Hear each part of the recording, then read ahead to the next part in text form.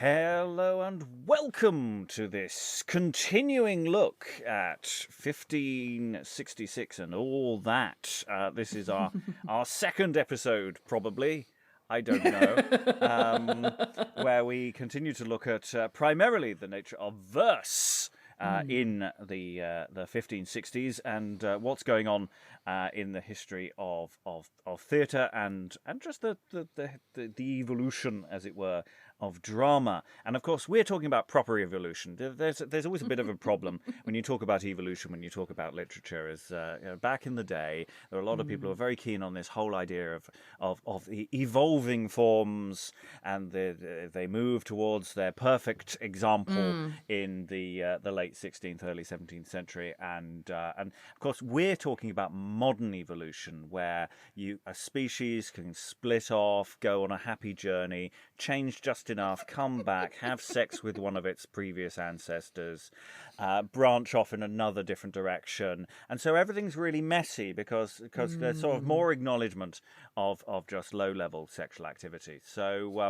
that's broadly speaking our idea. So we've uncovered a lot of sort of previous trends and ideas, some of which have sort of just gone away for a while, but they may come back.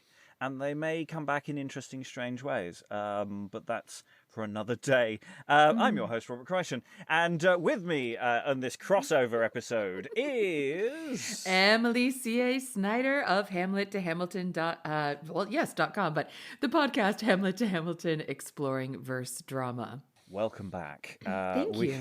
We have, if you've listened to the previous episode, do listen to that. And more importantly, if you have listened to that, hopefully you've listened back to all the other episodes on Hamlet to Hamilton, where I do this kind of thing with Emily. But we go back further, all the way back to sort of the establishment of English as a language in drama. So this is an ongoing... like small quests. That's... Yeah, so this is an ongoing exercise of thinking aloud and just throwing fairly random bits of text. And we're in the middle of the 1560s. And I said at the beginning of the last episode, 1560s are really weird. And we got to the end of the last episode, and I'm going, you know what?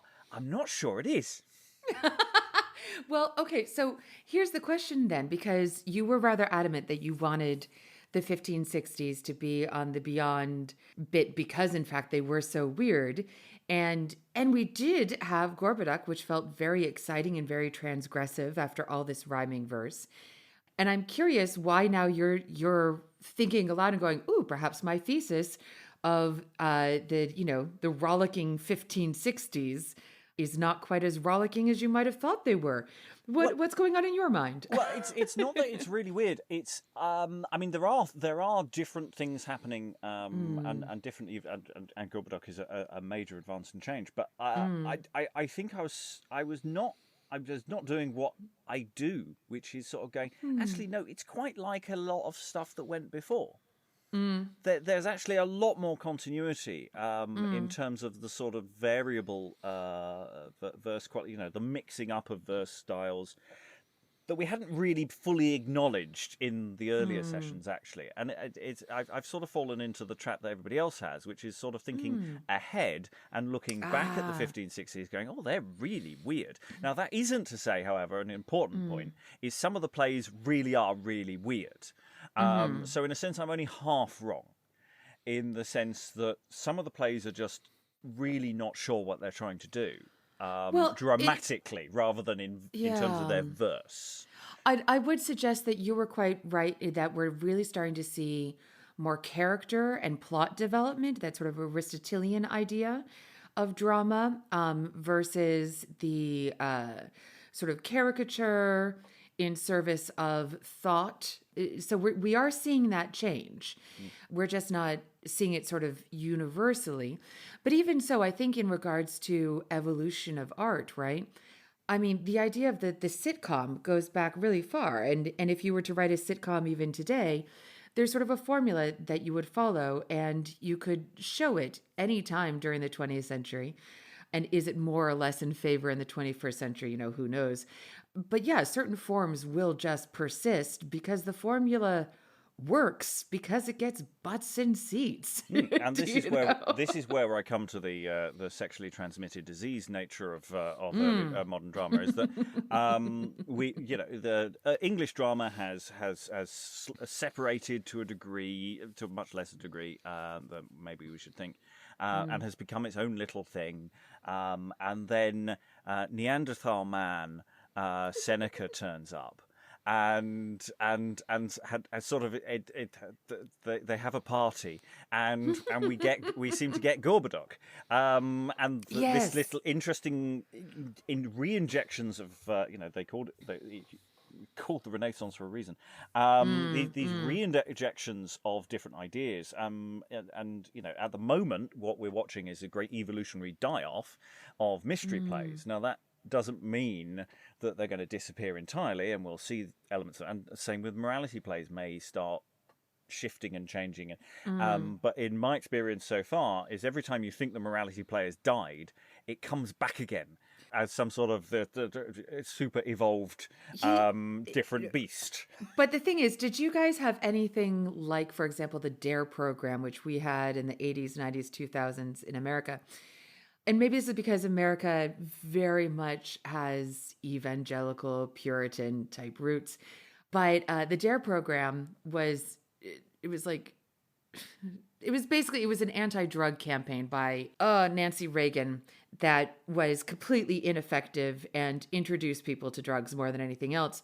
But it went throughout high schools, and people would come in and they would do skits about why you shouldn't do drugs, right?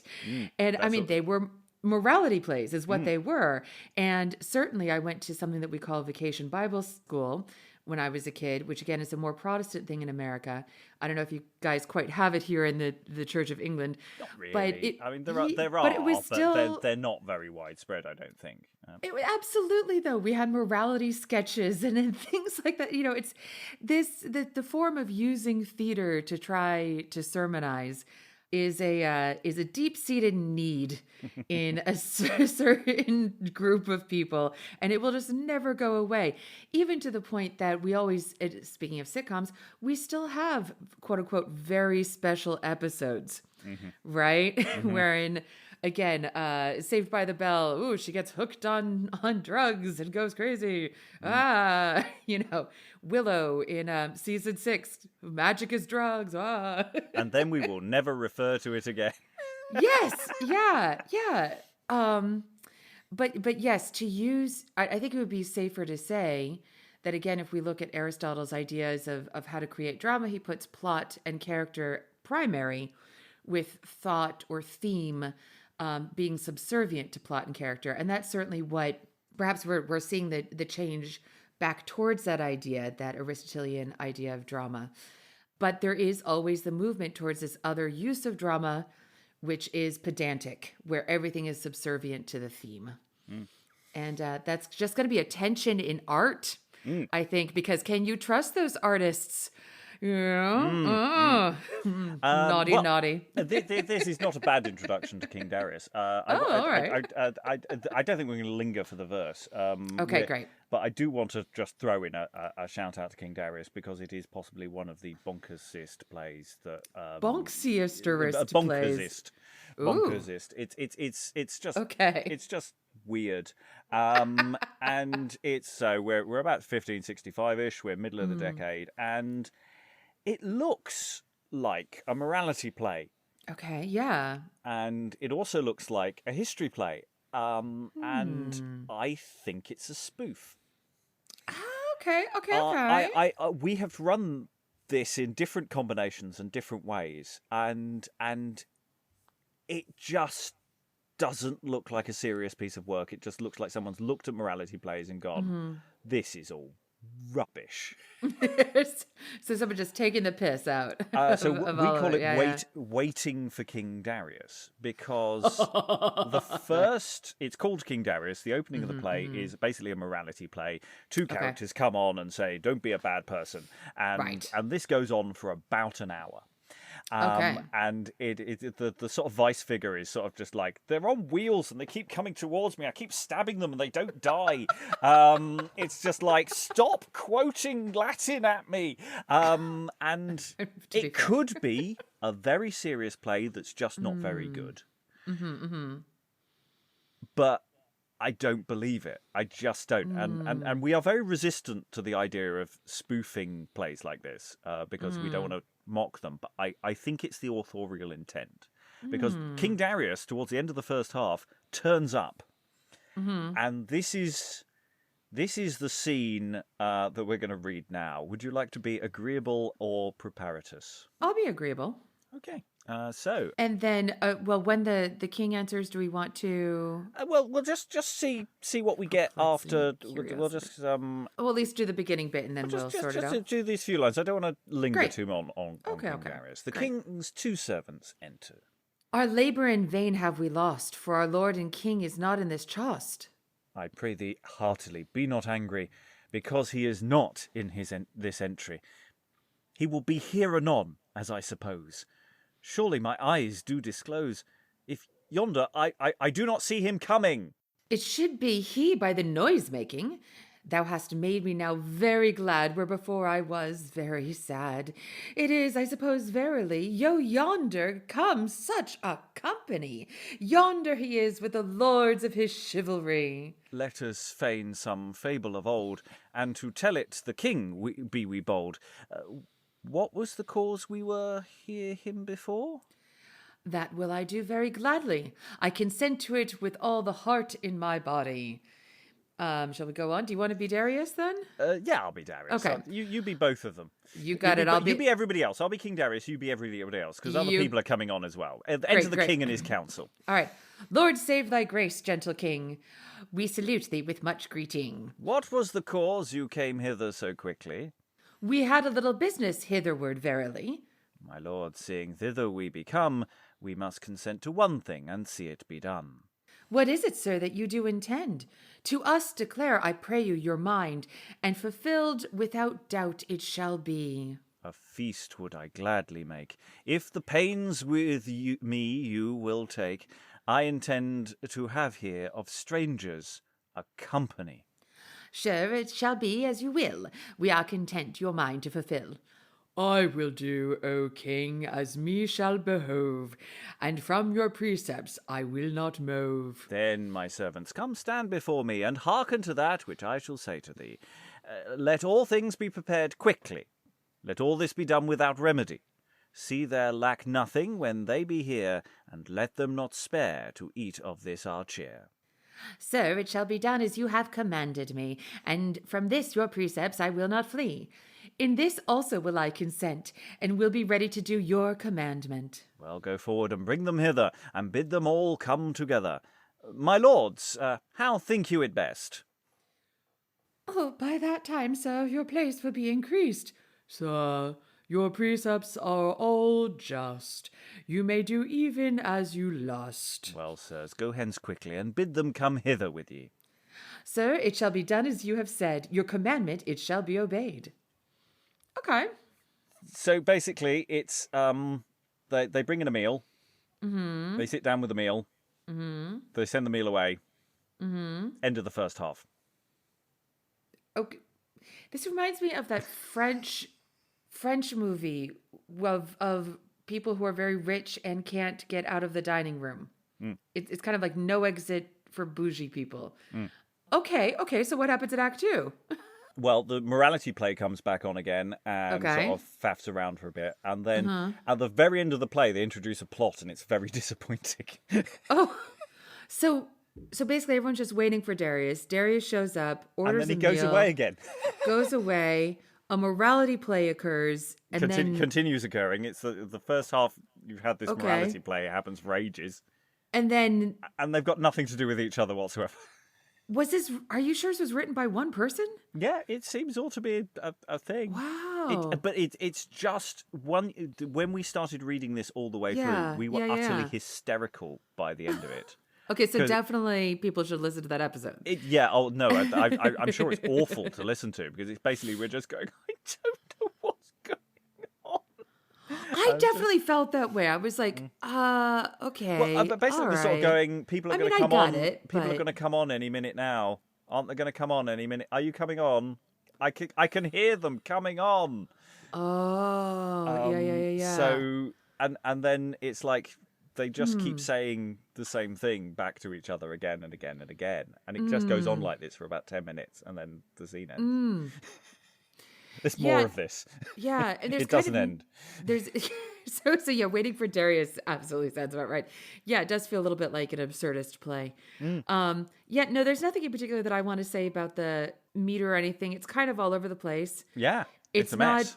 it's not overtly bad or overtly interesting. It's just kind of there, and yeah, all over the place in terms of its meter, as well as in terms of. I mean, its rhyme is there with a lot of verilies, if you noticed, right? A Yeah. lot of I don't have a rhyming dictionary, but we have a lot of words that end with e. Flee me. Yes, yeah, yeah. So we Just don't lust. Quickly, ye. have. Okay. So, listener, you need to go and listen to "Waiting for King Darius," and do it perhaps while you are doing errands or cleaning the house, so that you could just like angrily clean while listening to this. It's one of my favorite plays, and I still I could be proved wrong about this. But it's just So from one slightly, Briefly, what do you know its history, like where it was performed, when it was I performed? don't think we got a lot on it at all. Oh, okay, all right. It's just a play. It got printed.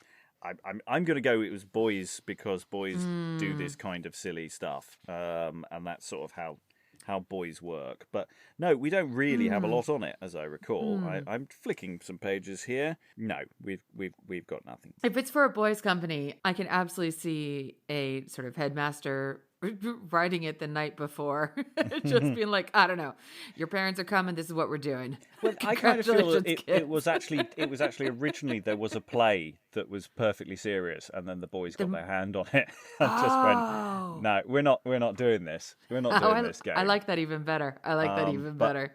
Yeah, it's another one where the play script has 7 may easily play this play. No, they can't. There are literally more than 7 people on in the dinner scene. It's literally I was playing 4 people there as best I could. So, well, they might not be 4 different people. They might be 2 different people. There's a problem with speech prefixes. It's a mess. It's a weird mess, and I may be projecting. When you're dealing with still with educational stuff, the more roles the better, to be quite frank, so okay, so one of my first directorial jobs when I was a young 20 something was there were 475 kids from like ages 3 to 13 in this school that I was teaching at, and I was told to do Wizard of Oz with all 400 no, it wasn't 475, 425 kids had to be in this production. And so I was writing extra songs. So like so that all the poppies who were like the first graders, the 7-year-olds, they all had a song so their parents could take pictures and wave, and then off they went. Yes. Everyone had a song. There were 64 munchkins.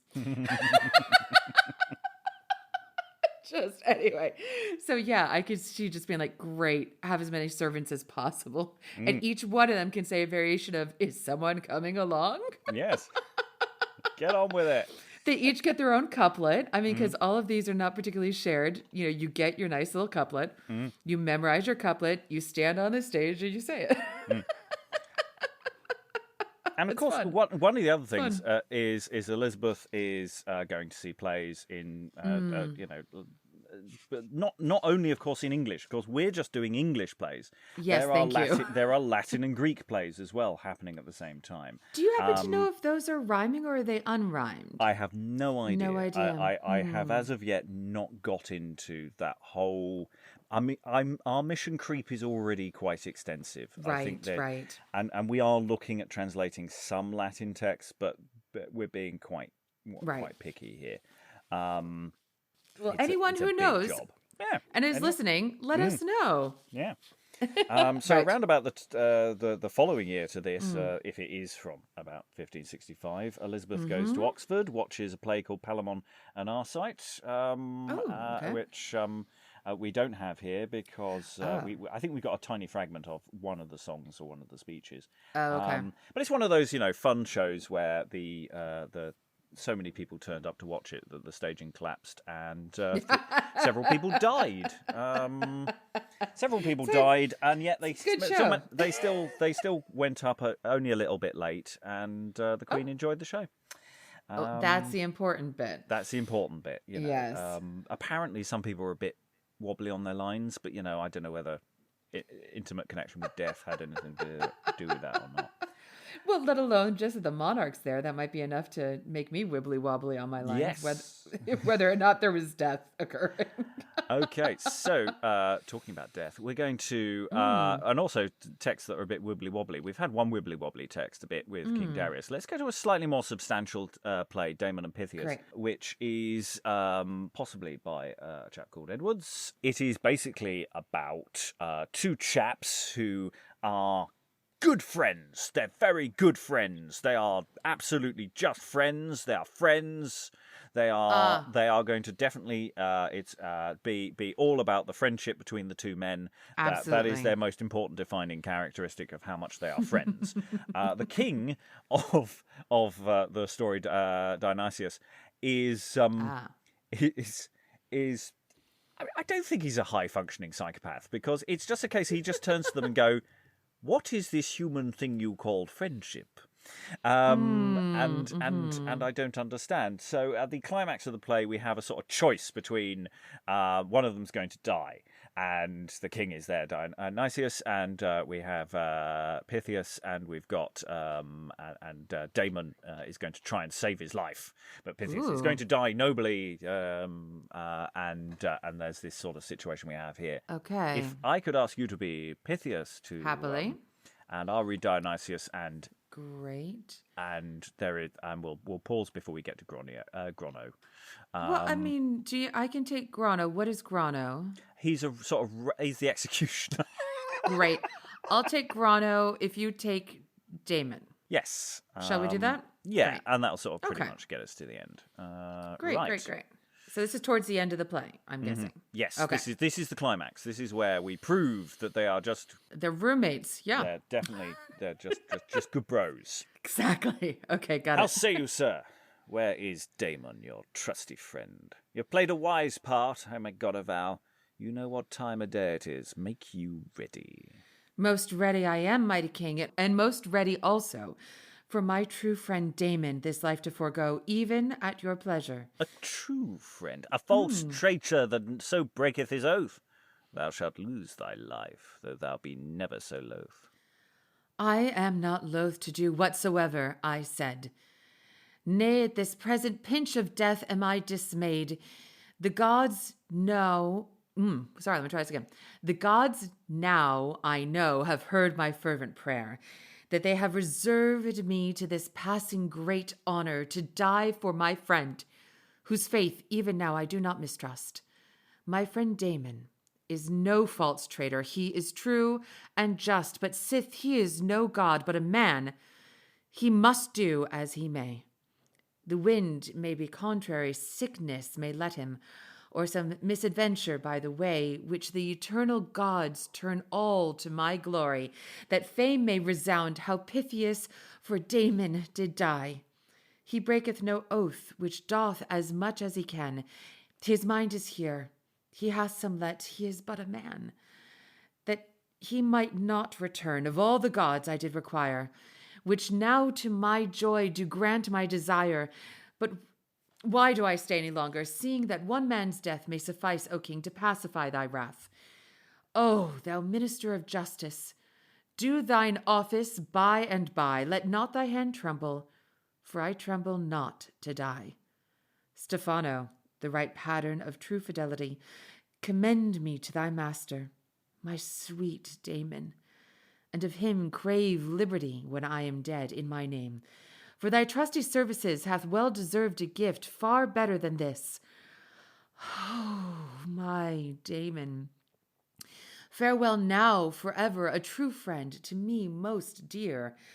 Whiles life doth last, my mouth shall still talk of thee, and when I am dead, my simple ghost, true witness of amity, shall hover about the place wheresoever thou be.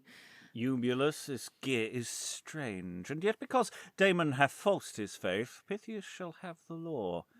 Grono, despoil him, and eke dispatch him quickly. It shall be done. Since you came into this place, I might have stroken off 7 heads in this space. By a lady, here come some good garments, these are mine by the rood. It is an evil wind that bloweth no man good. Now, Pythias, kneel down, ask me blessing, like a pretty boy, and with a trice thy head from thy shoulders I will convey. Here entereth Damon running, and stays the sword. Stay, stay, stay, for the king's advantage stay. O mighty king, mine appointed hour is not yet fully past. Within the compass of mine hour, lo, here I come at last. A life I owe, and a life I will you pay. O my Pythias, my noble pledge, my constant friend. Ah, woe is me for Damon's sake, how near were thou to thy end.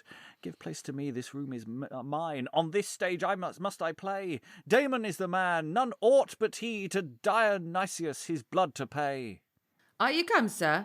You might have tarried if you'd been wise. For your hasty coming you are like to know the prize. Thou cruel minister, why didst thou not thine office? Did I not beg thee make haste in any wise? Hadst thou spared to kill me once that I may die twice? Not to die for my friend is present death for me, and alas, shall I see my sweet Damon slain before my face? No, because the king at the end. Go, that's good.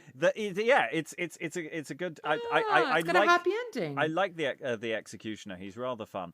Poor guy. He's just trying to do his job. Basically, the king goes, maybe you should teach me about this human thing you call friendship.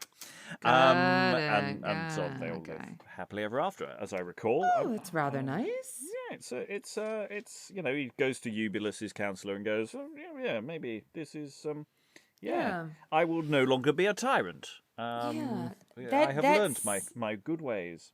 Said, verse-wise, you're quite right. This is weird. It's all over the place, isn't it? This one is, no, it's got... So it's interesting because, for my mind, it clearly wants to be in blank verse. And so but it feels like what it's trying to do is there are some lines which aren't rhymed, and there are some lines that just go incredibly long so that you don't get to the rhyme for a while. And then there are some places where it's not a couplet, but it's an interesting quatrain, like an ABBA or something like that. Not so much ABAB as an ABBA, so that you get this, which I presume by this point they would have picked up Petrarchian sonnets, which begin with that rather. It's ABBA, C, DDC type thing, playing with rhyme scheme. So it's playing with rhyme scheme, and that playing with rhyme scheme softens the rhyme, as well as some of these lines have very enjammed rhyme. So again, that softens the hardness of the rhyme. So, but it's all these things to sort of obscure rhyme to try to get that Gorboduc realistic feeling. These are definitely characters. This is definitely plot. This feels very much like the drama that felt so surprising in Gorboduc. But it feels to me like the question of, well, do we have to completely give up rhyme? Is it just lengthening the lines and perhaps playing with rhyme structure might do the trick? But then it makes it, there were several places where you and I inverted things because we're like, the meter was a little bit off. Sometimes the lines were a little longer. There wasn't a strict beat to the meter. Looking at the Wiggins catalogue, we've got apparently hexameter, 14ers, Poulter's measure, ballad meter, pentameter, long and short rhymed lines, which is what we pretty much had here, and some stickamithia. So it's got a lot in there apparently in the play overall. I'm going to be honest. A few years ago, I was doing a lot of playing with rhyme, like what can you do with it. And I was playing with terza rima, that's it, where it's ABA, BCB, and so on. And I said just sort of the question of like, okay, does this do anything? What does this do? So to me, this feels very much like whoever this question mark Edwards is. Richard Edwards. two very first names, regardless. Yeah, this feels really experimental. Pardon me, but I'm thinking of the medley thing that we did earlier. The one where Susanna, where it was switching meter and rhyme scheme based on, again, in a sort of musical theater way of like, it's a new scene, I'm going to make you feel different. This one, I haven't read the whole thing, obviously, so I can't tell you whether it feels like, ooh, so-and-so speaks in this meter and so-and-so speaks in this rhyme scheme. It feels more like someone just sort of like trying stuff out. Just sort of pure experimentation, whereas the medley feels much more specific. It's not like Grono had a different meter. No. Well, and within these characters, their meter is all over the place. So it's not, rhyme scheme and meter aren't necessarily giving me character information.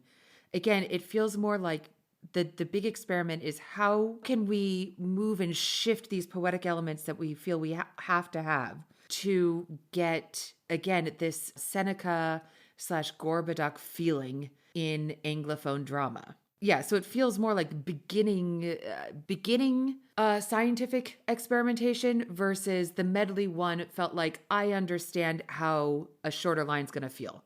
So I'm going to give it to the more bouncy character. And I understand how a longer line's going to feel. So I'm going to give it to the more noble characters. Do you know? So it feels like that felt like someone who knew how each thing works.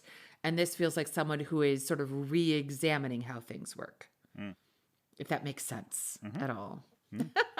But if this is an interesting text to me. But personally, I may have to look up this whole play. Kind of cool. It does work. It has reasonable. It has been performed in the modern day. It was in fact performed at the Globe. Really? I think in its first season, I think when it was doing or first or second season, somewhere around then, back in the day, there was a production. So it's definitely got legs, and it sort of flows, and it's as you just found, there was impetus to this drama. There was a beheading about to happen or whatever. Even though the play is basically a debate about the nature of friendship and its utility in society versus being a horrible, presumably mass murdering tyrant. Nice murder. Has chocolates Beyond and kittens murder. Anyway, has Beyond done a full audio? Is this one that people can go and listen to? No, we've done an initial read through. I don't think we've done a second look. I can answer this because it's color coded. No, we have not done a second look. Okay, but I think people because can it listen still to the needs a first bit of look. tidy. Yeah, we've definitely got a first look. What's the tidying that sort of needs done? Just editorial tidying and it just minor things. Make some decisions about some of that verse. All sorts of little things. It's not that bad a text actually, but it does need some work. And that's what a second look is for. We do the editorial work for that, and it's close. It's close. It's not a large cast play, as I recall. I think you can do it with a relative number of actors. 11 is the maximum. I don't think that's a doubling. I think it could be less than that. But in terms of moving away from just people as ideas, characters as ideas, and much more towards, again, this plot and character first way of writing, which is what we call drama, that felt very much in the same vein. That's very exciting. The ideas have stakes. The ideas can get their heads chopped off, and they have actual proper names. They're not, they're not ideas. They are people who are there to dramatize an idea. I will say, if I could just briefly, one of the things that I'm finding, particularly with, so the Seneca one that we read, Gorboduc, and this one, it's not Darius, what is this? Damon and Pythias. I'm finding that I am sort of tripping over as an actor. I'm having difficulty, like, finding the way to sing this music. So I'm thinking of, whereas the ones where it's sort of very highly metered and very highly rhymed are becoming a little bit easier to just like bop it up your way through it, right? And I'm just thinking about actors in the 1560s suddenly being confronted with what almost feels like going from, singing pop music to doing 12-tone opera. Like, that's kind of what it feels like.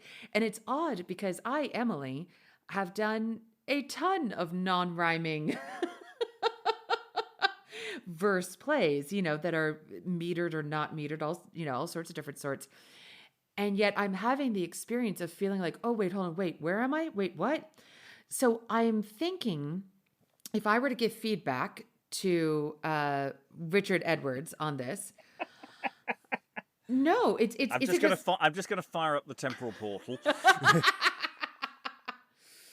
Well, I would say, do you know what helped with the Gorbaduck, actually, Rich? Dick, can I call you Dick? No. What helped me when I read Gorbaduck was that I felt a very strong meter, so I had something to hang on to.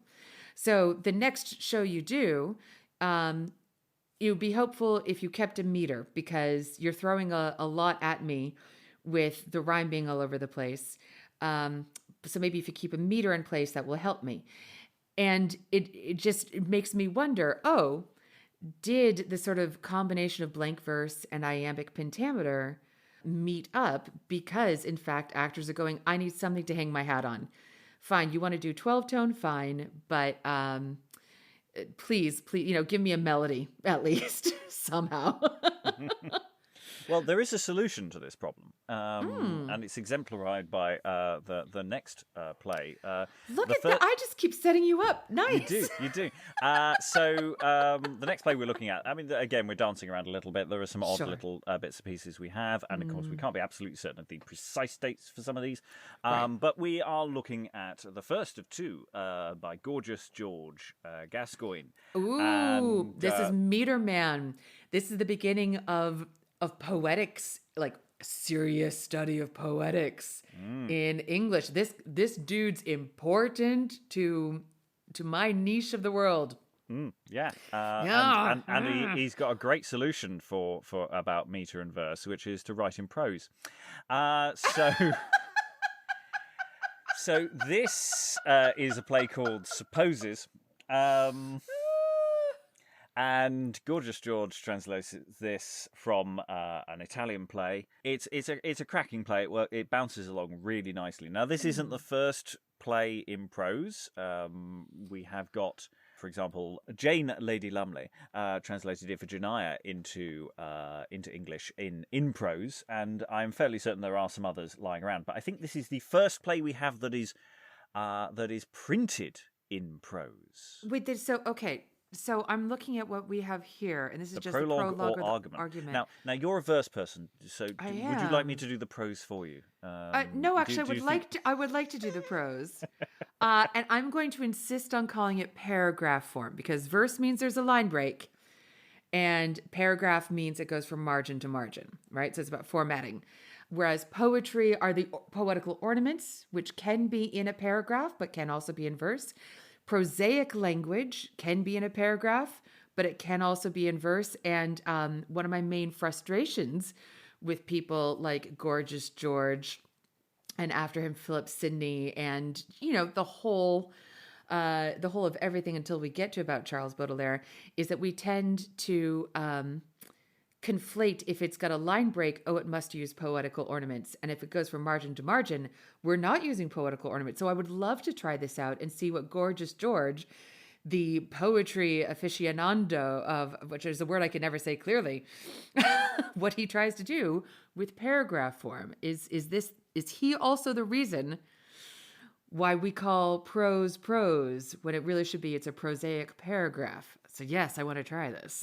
Okay, I'll give you one clue. The play is called Supposes. There's going to be a lot of prose on suppose. Okay. All right, here we go. The prologue or argument. I suppose you are assembled here, supposing to reap the fruit of my travels. And to be plain, I mean presently to present you with a comedy called Supposes, the very name whereof may peradventure drive into every of your heads a sundry suppose to suppose the meaning of our supposes. Some per case will suppose we mean to occupy your ears with sophistical handling of subtle suppositions. Some other will suppose we go about to decipher unto you some quaint conceits which hitherto have only have been only supposed, as it were, in shadows. And some I see smiling as though they supposed we would trouble you with the vain suppose of some wanton suppose.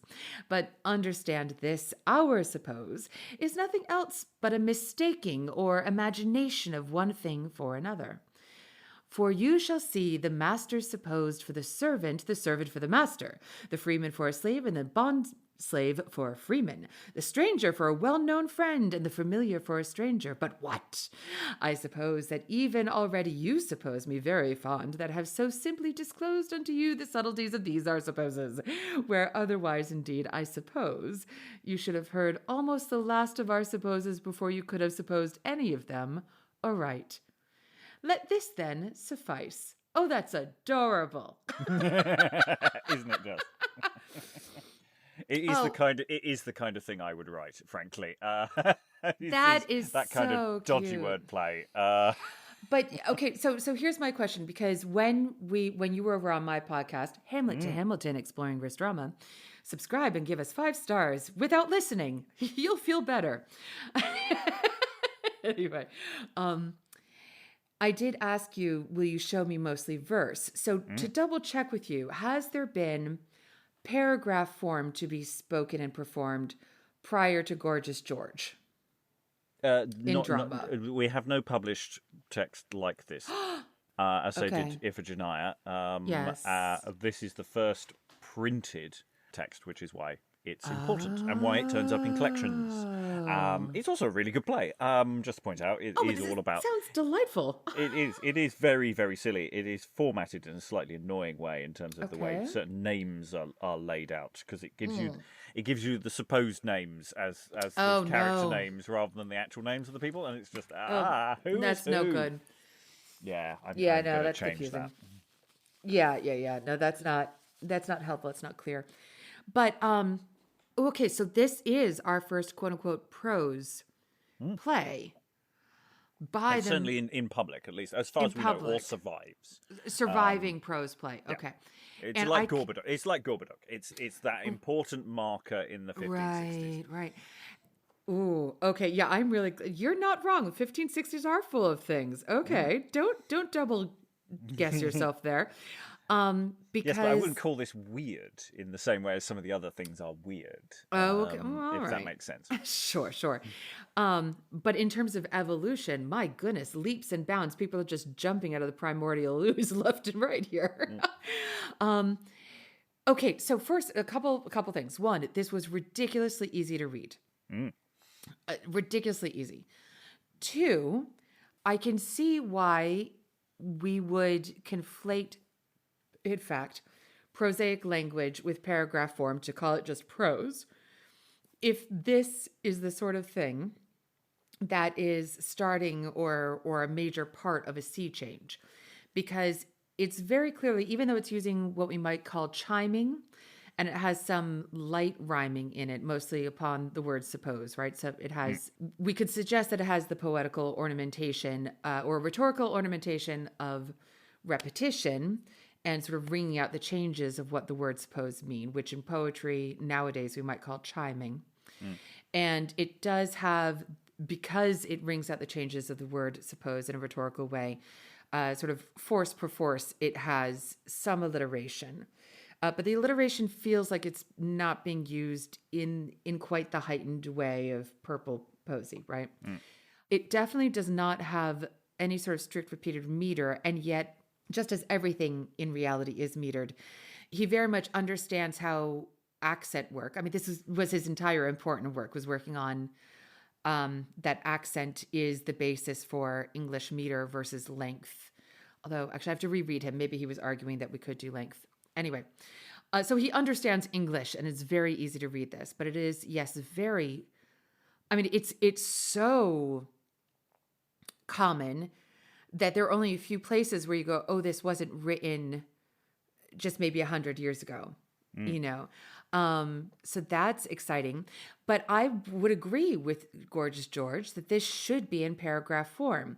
This shouldn't be in short lines, because I am being asked, like in the paragraph, the whole thing is about a chunk of thought in this huge paragraph. right? It's not a chunk of line thought, and then I change it to be another chunk of line. It's just so interesting that if I were to break this into verse, it absolutely would have a different effect on me in the way that I perform it, in the way that I'm thinking through it. Whereas this feels like just sort of barreling on through because it's in paragraph. Ooh, but it's interesting as well. This does not feel transgressive somehow, the way that Gorboduc felt transgressive. This feels more like the playwright is just giving me a break.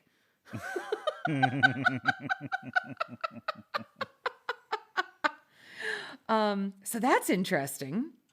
But it is interesting to see too. Okay, and this was my suggestion, and this is sort of the story that we tell. And I think actually our history, as we're sort of walking through it and thinking it out, is proving it true.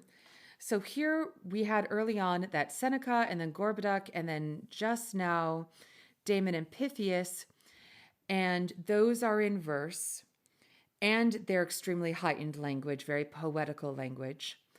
And if they're not tragedies, insofar as things may not end poorly, they're definitely, they have dramatic stakes, right?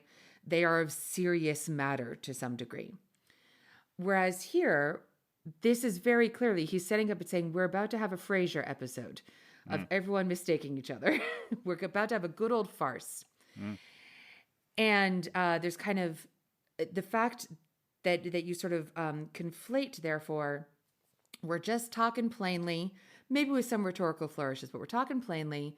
We're going to do a comedy, and it's in paragraph form.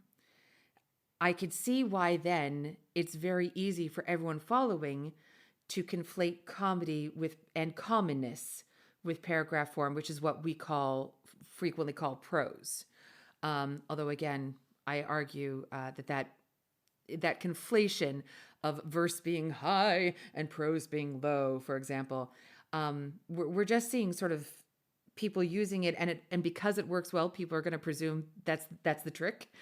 Yeah, that, if I just do this trick, it'll work. Well, I mean, the other thing to bear in mind, again, the two texts that we've got from these earliest texts that are written this way are both translations.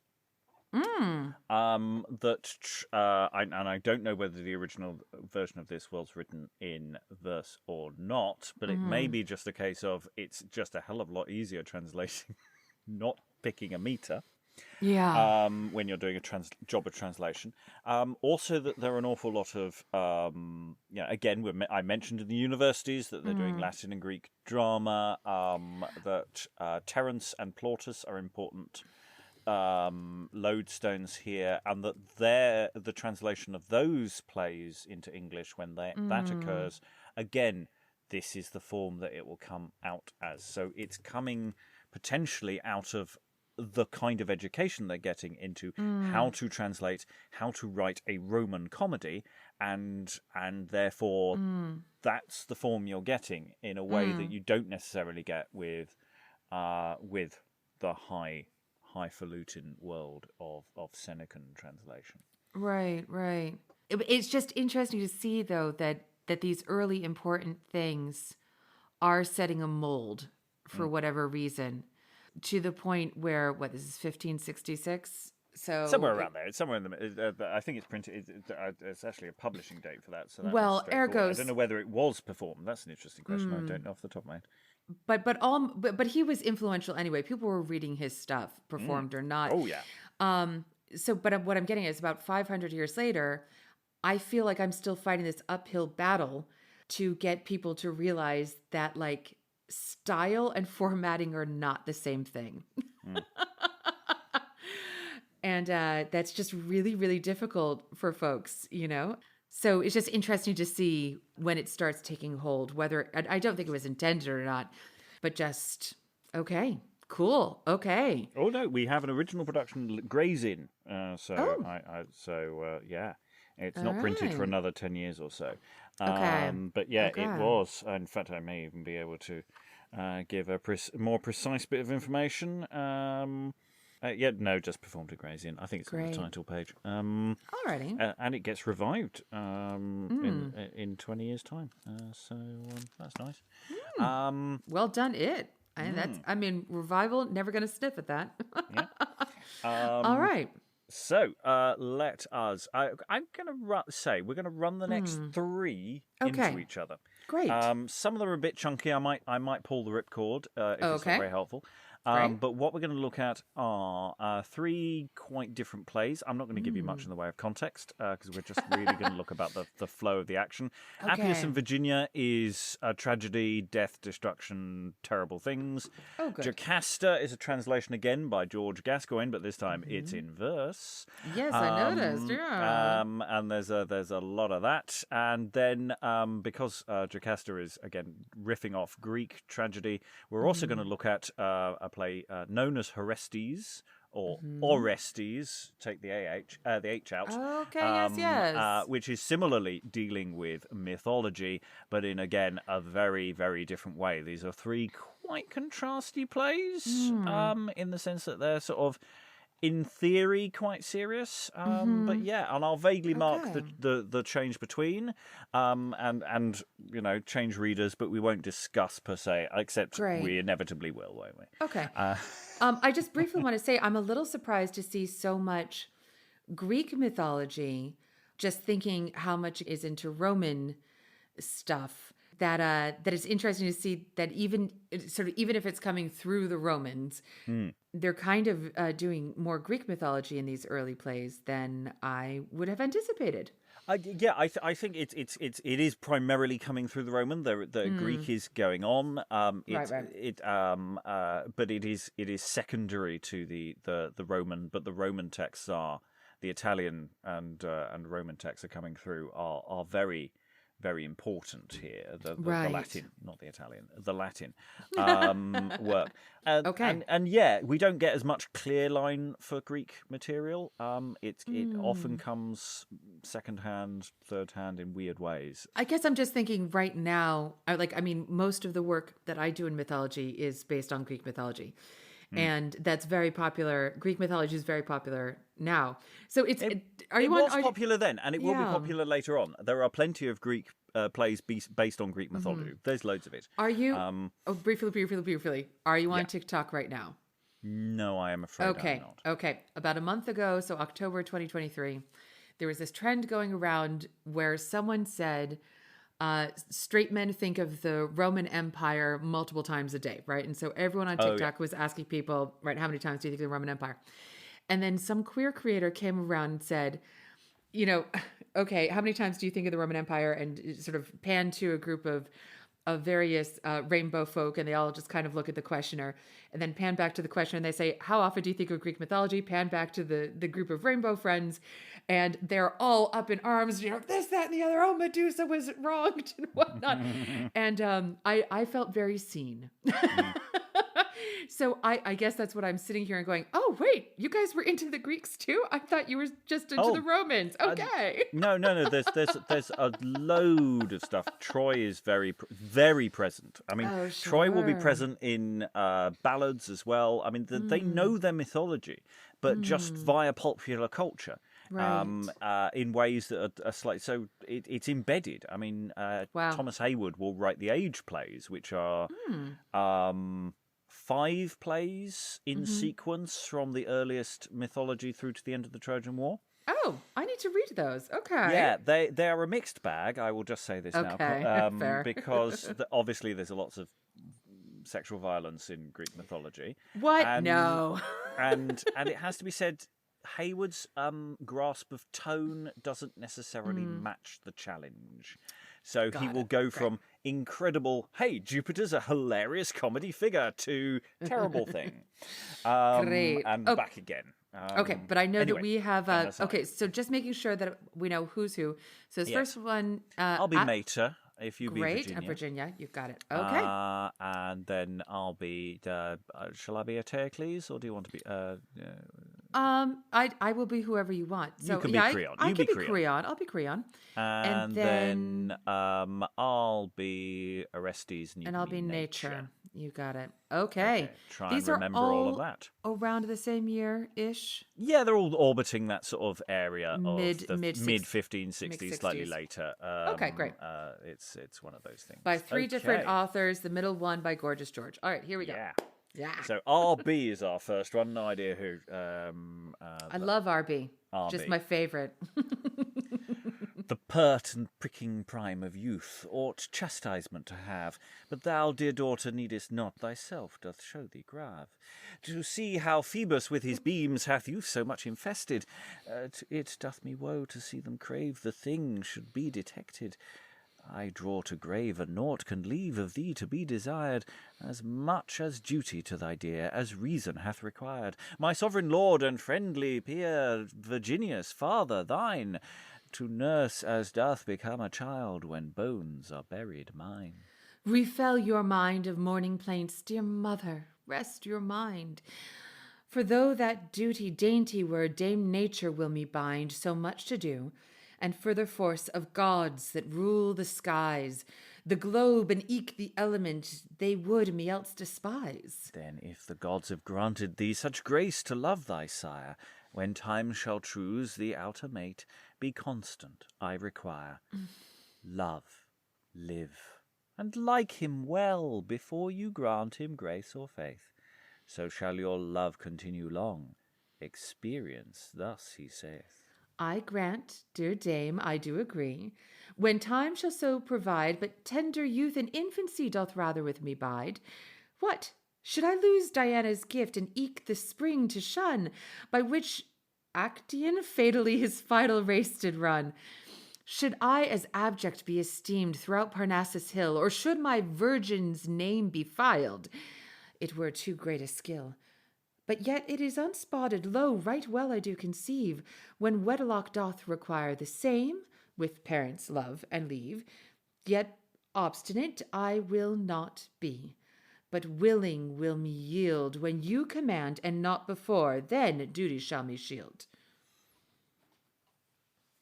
Ah, gods, that rule and reign in heavens, in seas, in floods, in lands, two couples such I surely deem you never made with hands.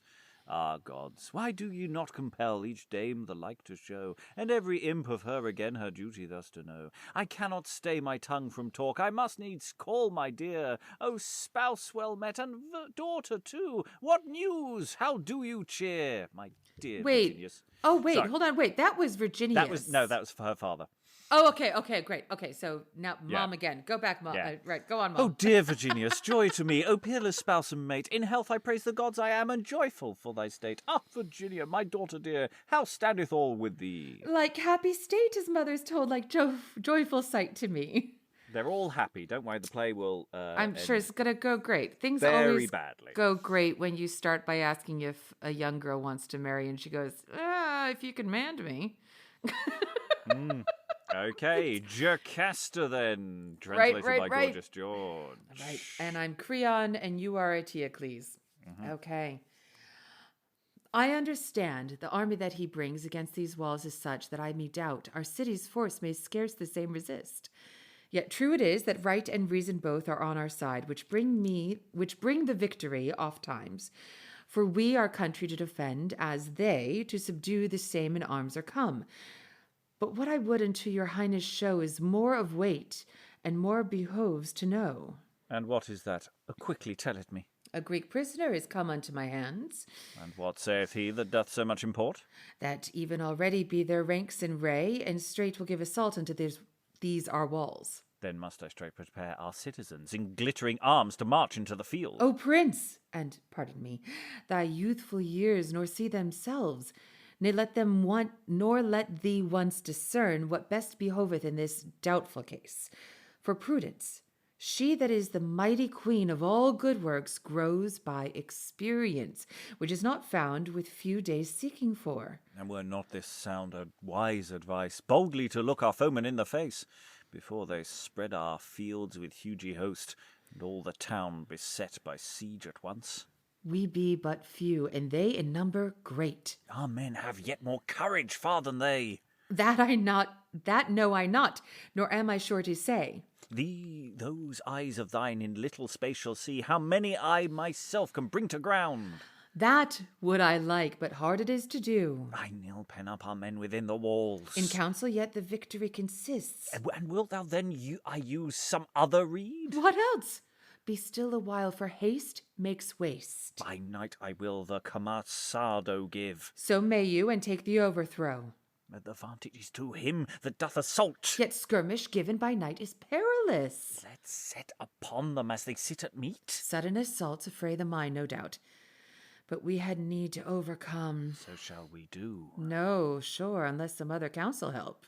Amid their trenches, shall we them invade? As who should say, were none to make defence. Should I then yield the city to my foes? No, but advise you well if you be wise. That were thy part, thou knowest more than I. Then shall I say the best doth seem to me? Yea, Creon, yea, thy counsel hold I dear. 7 men of courage have they chosen out.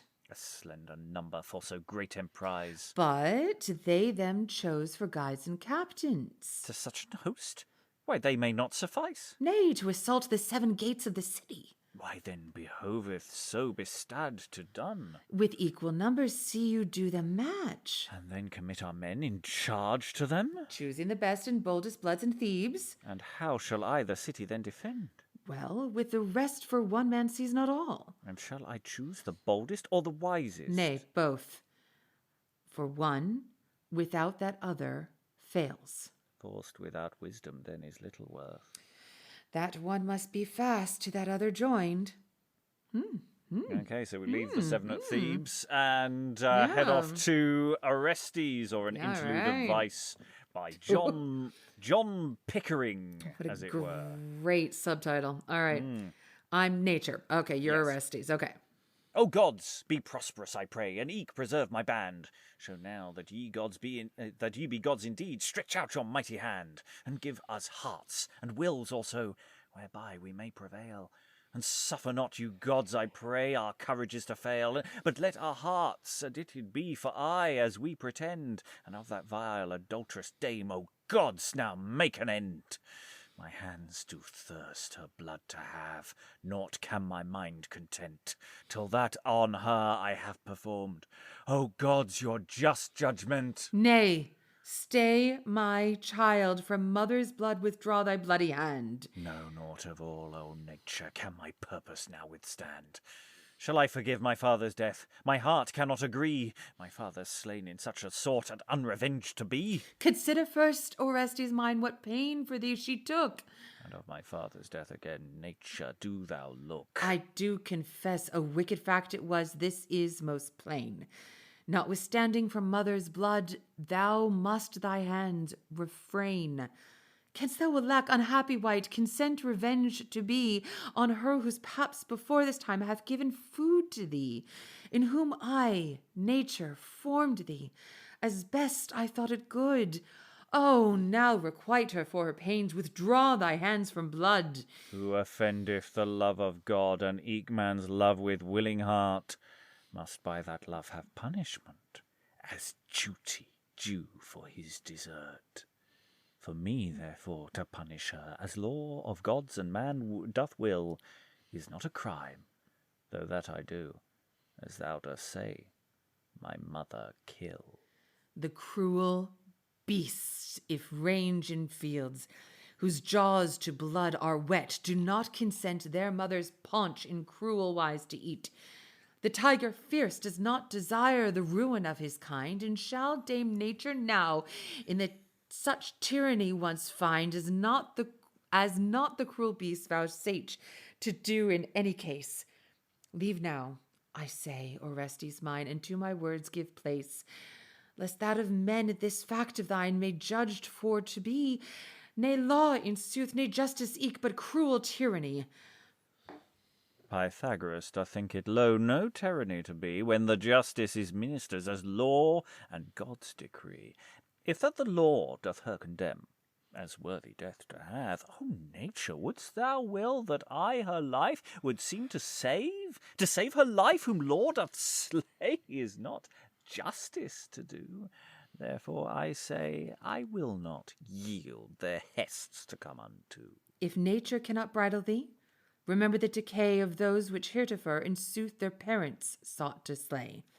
Oedipus's fate call thou to mind, that slew his father so, and eke remember now what fame of him abroad doth go. What fane doth blow, I foresee not, I knee yet what fane I have.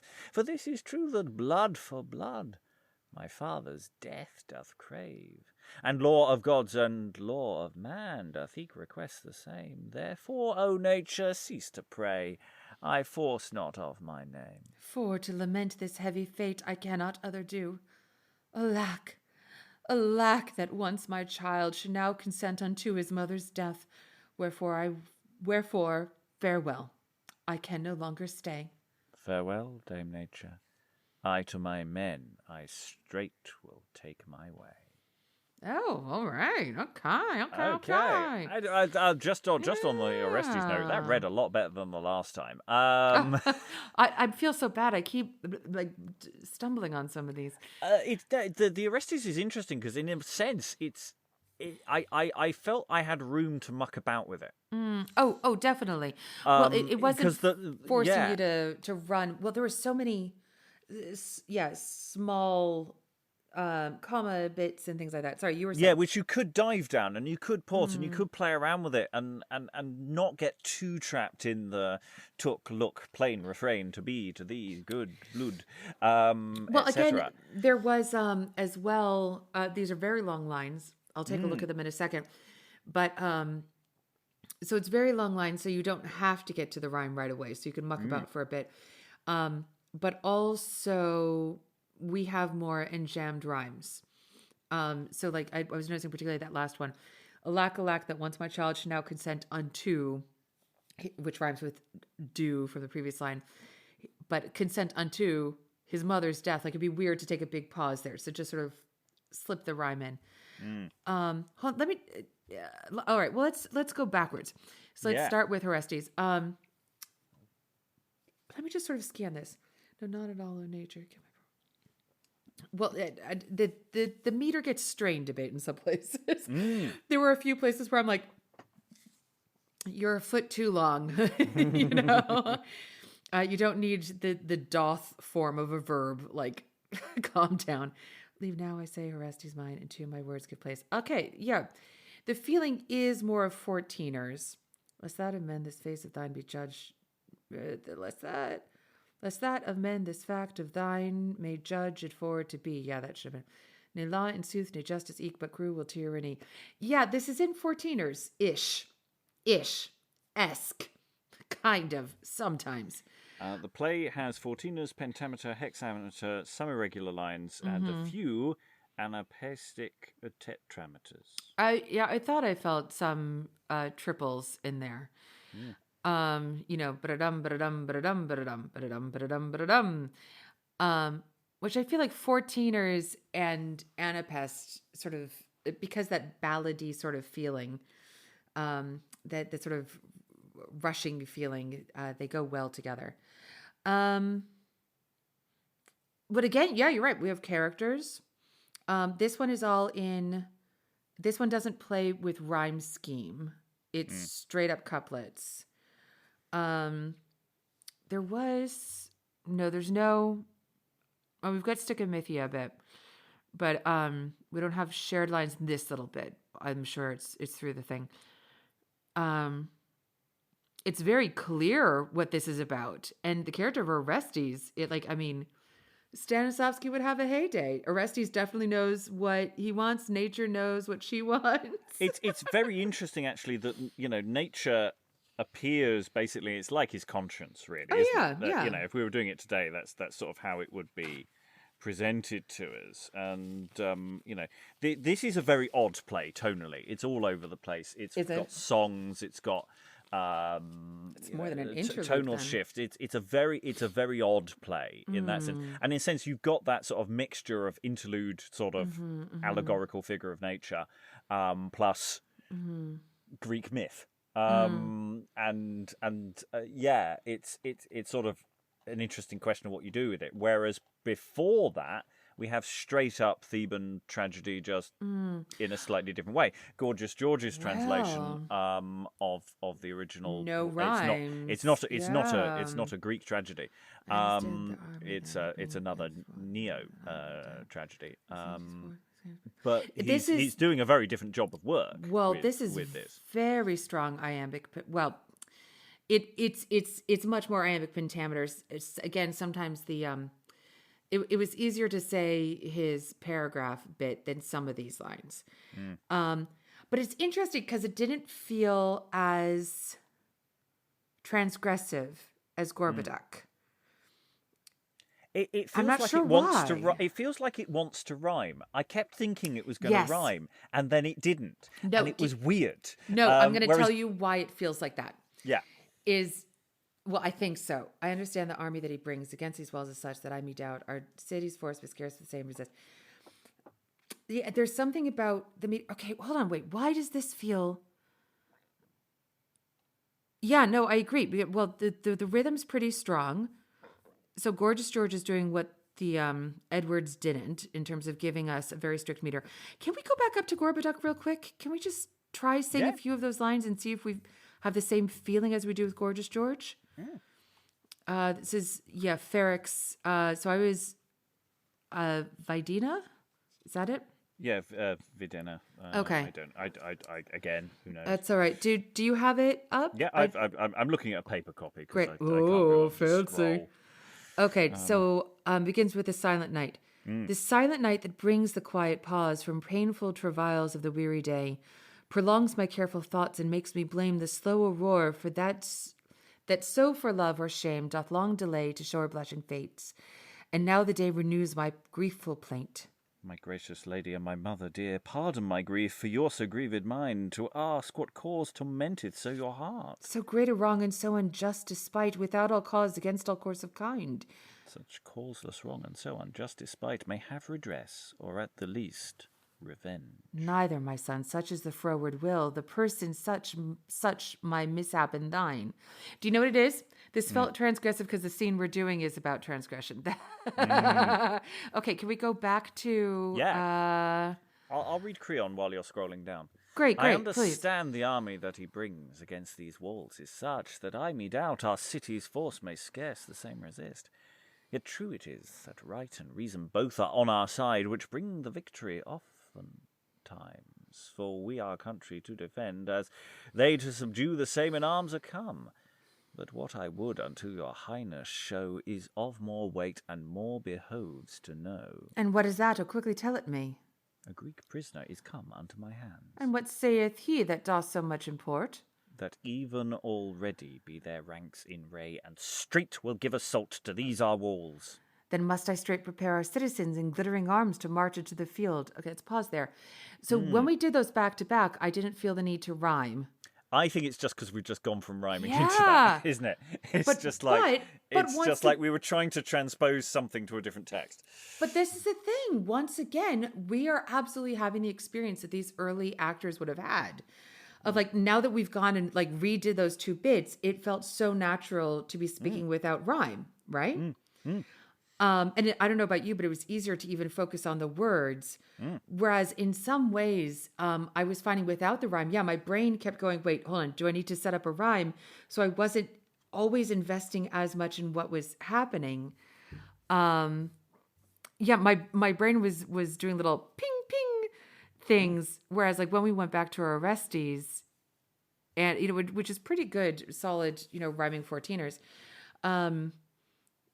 I knew where I was. I knew what I was doing. Like, you know, because we've been practicing that now for so many sessions. Yeah. That it's just fascinating.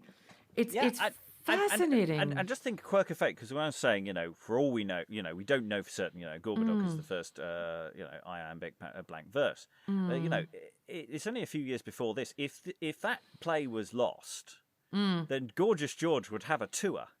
Yes, yes, he would. At exactly the same time, he's got Jocasta and Supposes, and he's got prose and blank verse sewn up. Yeah. And that's the thing. This is why we've always got to be a bit careful about saying this is the first, because we, you know, was Jocasta performed? Oh yes, yes. This had some kind of performance, and quite spectacular potentially. I was talking to someone who's working in a modern edition. They think it was indoors. Looking at the text, it looks to me, it almost looks like it's a big extravaganza outside. It's really Right. quite potentially big. I'm not going to push too hard against that, but that was our impression, was something that was quite epic. And large scale, similar And themes by its nature is there's a bloody great battle going right. on. It's Um, it's so interesting though to see some common, what I'm going to call, it's not really a mistake so much as it's like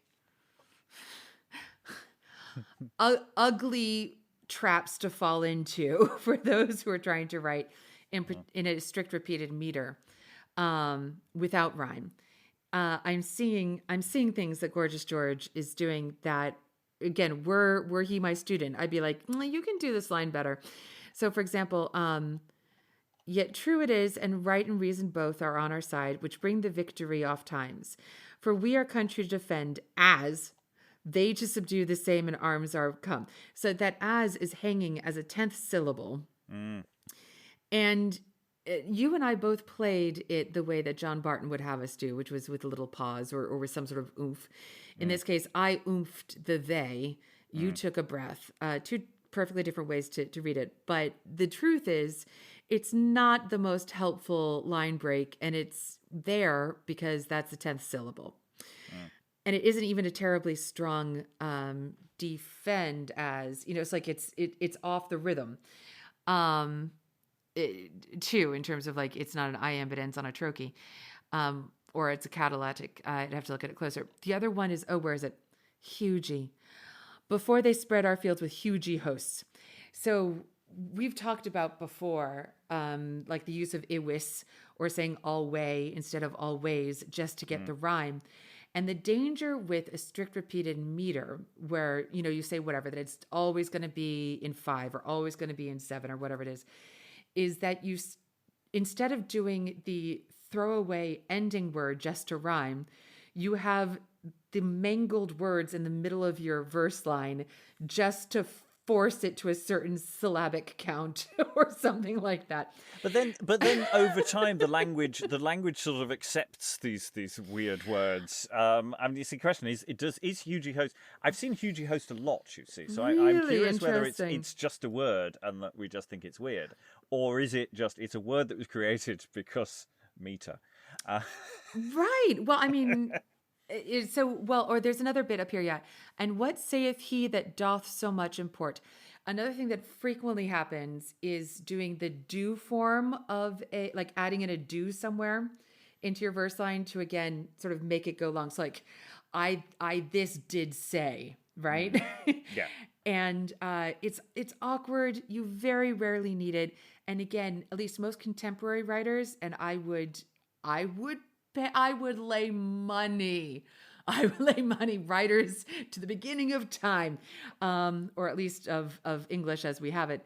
Throw that in just to hit your word count, because it should just be, and what saith he? That's all you need to say. But you fill up the rest of the line, because George Gascoigne is not going to give us a half, like a hanging line. Not the master of meter. No. So he that doth so much import, because could it be like, and what saith he that is important or something? I don't know. So instead we do this sort of roundabout dothness in the middle. I just find it delightful that from the beginning, the pitfalls of saying, okay, my ornament is strict repeated meter. These are the new traps that you fall into. So great, you can end the line in some ways however you want. You don't have to search for a rhyme. But now you might have a stupid line ending just because you counted, or you're going to mangle a word in the middle, or mangle grammar in the middle just to get to a word count.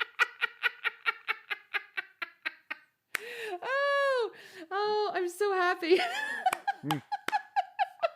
Okay, we've got the one before it now. Yes, Appius in Virginia, which is, I think, more straightforward. I think we're sort of we've got these long lines, we've got rhyming couplets basically all the way through. It's reasonably regular.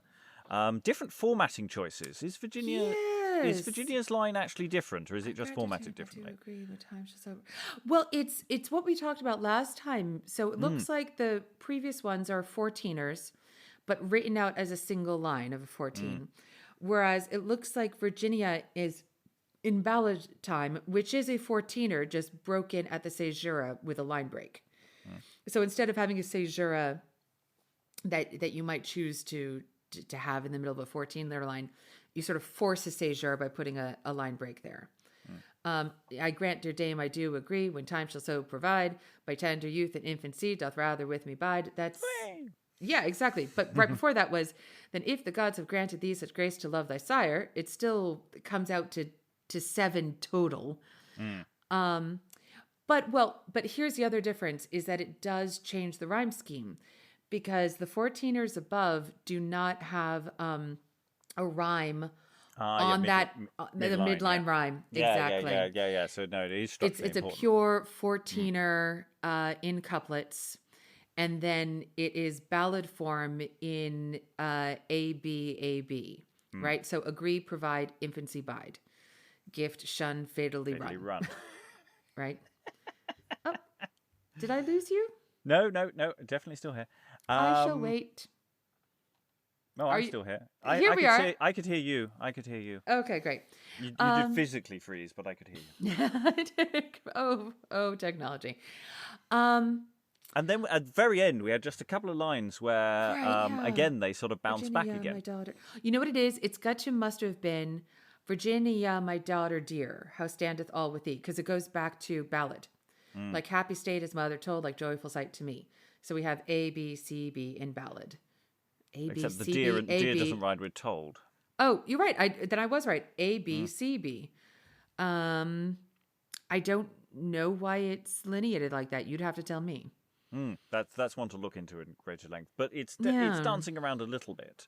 And it's happy. This is the happy part of the play. I have to go back and check to see whether when it gets depressing, that whether it suddenly goes into something else. Yeah. I wouldn't be surprised if it dances around. But we just had the 14ers with Orestes that was very serious. Oh, yeah. And in fact, I really liked, I didn't get to say this, but I really liked having the rhyme on it because it made things feel very inevitable. Somehow this rhyme, I don't know why, because it's not true of all the rhyme things we've done.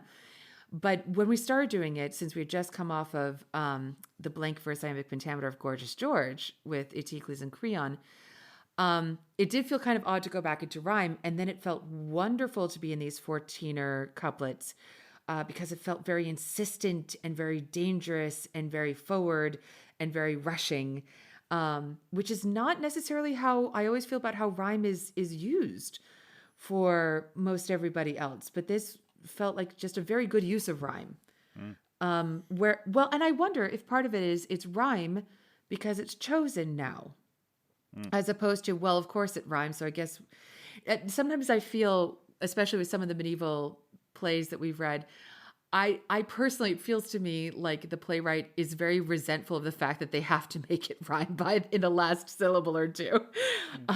Whereas if it's a choice, you're just going to feel different about how you write it out. The medieval just change what the last syllable is. I mean, they'll choose the word they like and then just change it, and it's just like but even so, I'm sorry.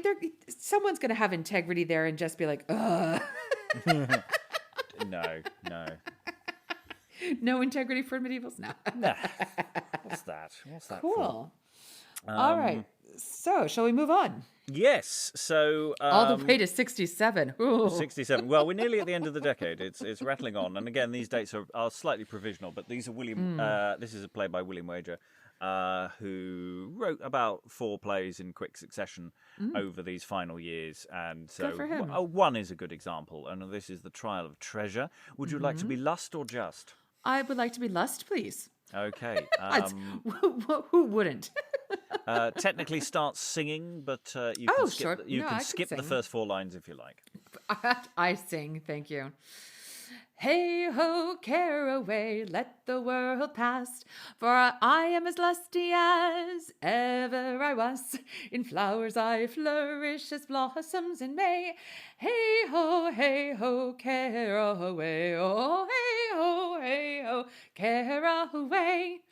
What the devil ailed me to sing thus? I cry you mercy by my faith for entering, most like I have written on the flying Pegasus, or in cock laurel's barge I have been a-venturing.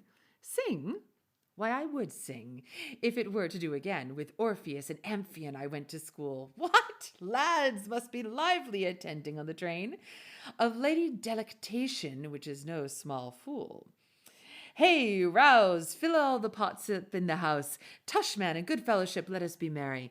Look up like a man, or it is not worth a louse. Hey ho, trolley, hey, derry, ah, pleasant youth and lusty Javuntas, Juventus. In faith, it is too good to be merry this May. For of man's living here there is no point and dentus. Therefore a little mirth is worth much sorrow, some say. But remember ye not the wise man's sentence, it is better in the house of mourning to be than in the house of laughter, where folly hath residence. For lightness with wisdom cannot agree, though many have pleasure in foolish fantasy, ensuing their inclination and lust, yet much better is the life of one that is just. Sir, in this you seem against me to inveigh. Nothing but reason, I think I do say. Marry, you shall have a nightcap for making the reason. Friend, have you not a piece of stockfish to sell? I would you had a dish of buttered peas in. By my faith, your communication likes me well. But I beseech you, tell me, is not your name Just? Yes, forsooth. And my name, thou shalt understand, is Lust. And according thereto, I am a lusty indeed. But I think thou hast drunk of Morpheus's seed. Thou goest like a dromedary, dreamy and drowsy. I hold 20 pound, the knave is lousy. Mine apparel is not like unto thine, disguised and jagged of sundry fashion. Howbeit it is not always gold always that doth shine, but corrupting copper of small valuation. Too horrible besides is thy operation, nothing more odious unto the just than the beastly desires of inordinate lust. Ah, it is a shameful thing, as Cicero doth say, that a man his own acts should praise and commend. Hypocrites accustom the like day by day, checking other men when they do offend. Yea, but it is an hard thing, saith the philosopher, for a foolish man to have his manners reprehended. And even at this day it is come so far, God grant for his mercy, to be it may be amended. For tell a man friendly now of his fault, being blasphemy, pride, or vile fornication, he may well be as presumptuous as Haman the Halt, and repay with revenge, or else defamation. Thus few men a friendly motion will bear, but stoutly persist and maintain their ill, and in noblemen's houses truly I do fear there are too many have such forward will. Wounds and hearts, who can abide this? Nay, ye vile villain, I will dress you therefore. Your lazy bones I pretend so to bless that you shall have small lust to prate any more. Behold the image of incipient fools. There not a few even now of thy property. Until ye be put unto poverty's schools, ye shall not forsake this foolish insolency. Nay, soft with thee, I have not made an end. My Swing. sword! The just against lust must always contend. Therefore I propose to wrestle with thee. Put it up. Who shall have the victory? Straightway we shall see. When thou wilt by his flesh, I shall hold the wag. Wrestle, and let lust seem to have the better at the first. I know that lust useth not little to brag. Pardon me. Thou shalt find me as mighty as Samson the strong. Yea, the battle of lust endureth long. Wounds and flesh, I was almost down on my back. But yet I will wrestle till my bones crack. The end of thy presumption now doth appear. Yet do what thou canst, I will not lie here. Know by his wounds, you old doting knave. And throw you down, and you get up again. Thinkest thou that lust will be made a slave? I shall meet you at Smithfield, or else otherwhere. By his flesh and blood I will not thee forbear. Not of my power I do thee expel, but by the might of his spirit that dwelleth in me, inordinate lust with the just may not dwell, and therefore may not I accompany thee. I have to say, I think Lust and Just were getting off on that. I kind of think, Are they it's going... the Pythias? Yeah, I was definitely thinking there, Just is perhaps objecting a little too strongly to, yes, Definitely. you have to, I have to wrestle you because of justice. Oh no. It's interesting, to have more queer work sort of knocking at the doors to her. Yeah. I was thinking actually of how you were talking about Darius and how Darius was sort of an inversion or a mockery, an irony of morality plays, because that's what I thought this was going to be at first. I was like, I was all expected to be a terrible person, and then Lust is in fact lovely and delightful. Well, I mean, I think for the time that it's not supposed to be. I mean, you're having fun, which of course is terrible. You're not allowed to have that. Sure. And you have the Vice interaction with the audience, so you're doing all this. There's a lot of barracking with the audience. Right, but the thing is, but I've seen now a ton of this play, right? And even so, I would argue that this particular Lust is written with a lot more kindness from the author, with a lot more like, I'm secretly on Lust's side, and Just is coming off as a bit of a like overtly and not sort of by accident sad sack, but by the end we have to have the thing because people are watching and whatnot. This feels a bit like a winking potentially inversion for me, and I kind of dig it. It feels like a testing of the waters. Like, what can we get away with here? And if you think of the, some of the interludes, morality plays we did, back in the day, all those hours ago, not months at all. No. You think 2 days ago. You think how, this doggerel verse is very uneven and very untidy. It is. This is pretty tight stuff, actually. Yeah, in comparison, it's like there's a little bit of, okay, we're doing this old thing, but maybe we're listening to some of the tidification. Well, I mean, if Gascoigne's coming along as well, he's bringing in this idea of tidification. It's interesting to see that it's by and large an AB quatrain format. And again, slightly longer lines. Sir, in this you seem against me too. Hold on. Nothing but reason I think I do say. Mary, you shall have a nightcap for making. Mary, you shall have a nightcap for making the reason. It actually feels like it's on tetrameter with a varying double or triple rhythm over it, and then the occasional pentameter. Yeah, so it feels a bit boppy in that way. Yeah, and it's so nice to have. I mean, I love that they have a wrestling match, then with this stick and mythia, with this trading of lines. Always good fun. Yeah, as well as that allegory of literally wrestling with Lust is hilarious. Yeah, I mean, if you're going to wrestle with Lust, it's sort of going, hello, sexy times. I mean, I really want to see that staged, because a fight director would have so much fun, particularly since Lust needs to begin by winning. Just one of the sort of holds and things that we're going to be using, and oh no, I'm down. In my mind, we start bringing out the fuzzy handcuffs and things like that. Oh God. Okay. Yes. I'd forgotten how this play ends, and I've remembered. Oh, I've looked up how the play ends. Tell me. So it's basically Lust is what it goes through one of those youthful journeys of pleasure and etc. And like you do.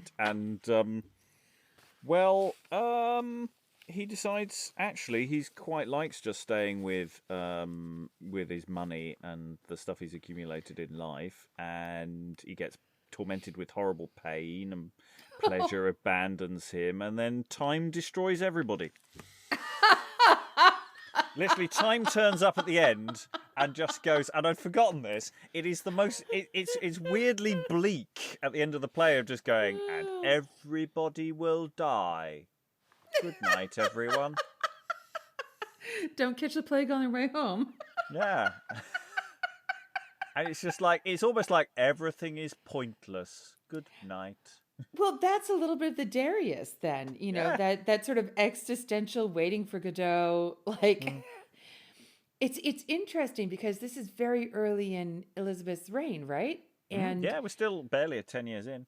yeah, just big upheaval, big questions of like, I don't know, what is the norm? What are we allowed to do? What can we get away with? And honestly, if you're reading a bunch of these Greek plays, even via the Latin, that is, as you're saying, not a Christian worldview. And you can't explicitly talk about religion, technically. Right, I mean, this is the thing. So I mentioned earlier that there was a regulation in place, proclamation a couple of years after or a year or so after she's come onto the throne. Queen's Majesty doth straitly forbid all manner interludes to be played either openly or privately, except the same be noticed beforehand and licensed within any city or town, corporate by the mayor, only such chief officers the same within any shire, by such as shall be lieutenants, etc. And basically just saying, unless we give you permission to do things, and various other edicts about religion, and it's just a case of she's just starting to just quietly press, and it's a case of, you've got this form, what do you do with it? Well, let's have some wrestling lust. I'm there for it. I bet you it would go over great. Just gonna go over great.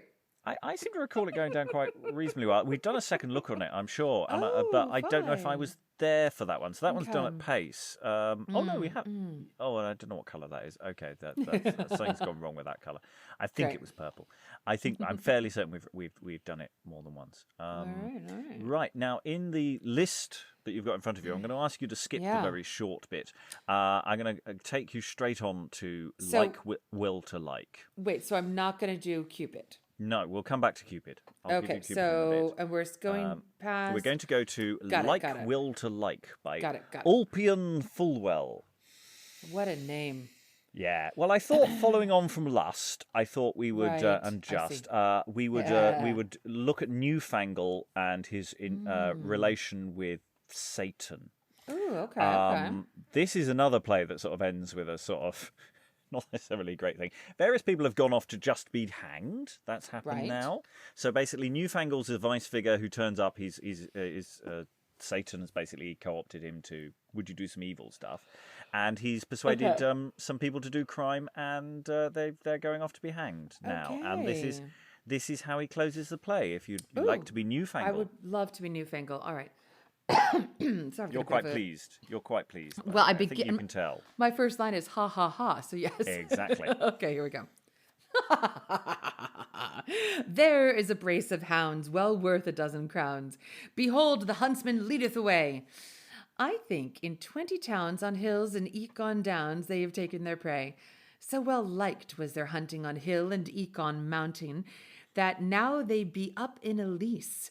To keep within a string, is it not a gay thing? Do all of you hold your peace? Why then, good gentle boy, how likest thou this play? No more, but say thy mind. I swear by this day, if thou wilt this assay, I will to thee be kind. This is well brought to pass of me, I swear by the mass, some to hang and some other to beg. I would I had Balaam's ass to carry me where I was. How say you, little Meg? Rafe Royster and Tom Tosspot are now not worth a groat, so well with them it is. I would I had a pot, for now I am so hot by the mass I must go piss. Philip Fleming and Hans have danced a pretty dance, and that all is now spent out, and now a great mischance came on when they did prance. They lie sick of the gout, and in a spittle house with little Lawrence Louse they be fain for to dwell. If they eat a morsel of souse or else souse, if they eat a morsel of souse or else a roasted mouse, they think they do fare well. But as for Pierce Pickpurse and also Cuthbert Cutpurse, you saw them both right now. With them it is much worse, for they do ban and curse, for the halters shall them bow. Now, if I had my nag to see the world wag, I would straight ride about. Ginks, do fill the bag. I would not pass a rag to hit you on the snout. Ho, ho, ho. Mine own boy, make no more delay, but leap on my back straightway. Then who shall hold my stirrup while I go to horse? Tushed, for that do thou no force. Leap up, I say, leap up quickly. Whoa, ball, whoa, I will come by and by. Now for a pair of spurs I would give a good groat, to try whether this jade do amble or trot. Farewell, my masters, till I come again, for now I must make a journey into Spain. He rideth away on the devil's back. Here entereth virtuous life and honour. To close the play. Yeah. This is a weird. Wow. That's why I chose it. I chose this very much for its form, but it also follows on quite neatly in terms of. It's a very dark play, actually. Everybody dies, and he goes off. He goes off with Satan and rides him off and goes off to Spain, where obviously all the terrible evil people are. Well, it's hot, right? So. Well, it's the. Even early in Elizabeth's reign, they're not popular. Oh, jeez. I'm going to go on the record saying I didn't really love this rhyme form. I didn't really love it. Listener, what I'm seeing here is a ridiculously long line that has an interior caesura and therefore an interior rhyme. So it will sound like a line break, but a full line would be, let's see, they think in 20 towns on hills and eke on downs is the whole line. It's not broken into two lines. And then you'd have a short line, they take and have their prey. And that's where you're hearing AAB, CCB, right? I feel, honestly, do you know, is this just a choice you guys made to make it a long line? I'm literally trying to find a copy. Because it would have been much easier if it was a bunch of short lines, actually. This is how it's laid out. Really? It feels so, it feels and it looks so jagged that it was, and I was so aware of being forced to do, again, the very, I land on a rhyme, I land on a rhyme, I land on a rhyme. That I get, weirdly, right now, I feel a little resentful. I'm not quite sure why. It's not like we haven't been doing rhyme all day, and it's not like this isn't perfectly fair to play with a, because there's a brace of hounds well worth a dozen crowns, because basically it's dimeter. Behold, the huntsman leadeth away. It's like dimeter to tetrameter or trimeter to they take and have their prey to the beat. It's not actually as a firm, a strict repeated beat meter as would be helpful, I think. So that's where, like, the whole thing felt like I was limping. This is it. I felt like I was limping through this. And I didn't like that. Maybe a second read would just make me less angry. Hold on. Let's try this. So well liked was their hunting on hill and eke on mountain, that now they be up in a lease. To keep within a string, is it not a gay thing? Do all of you hold your peace? Why then, good gentle boy, how likest thou this play? No more, but say thy mind. I swear by this day, if thou wouldest say, I will to thee be kind. All right.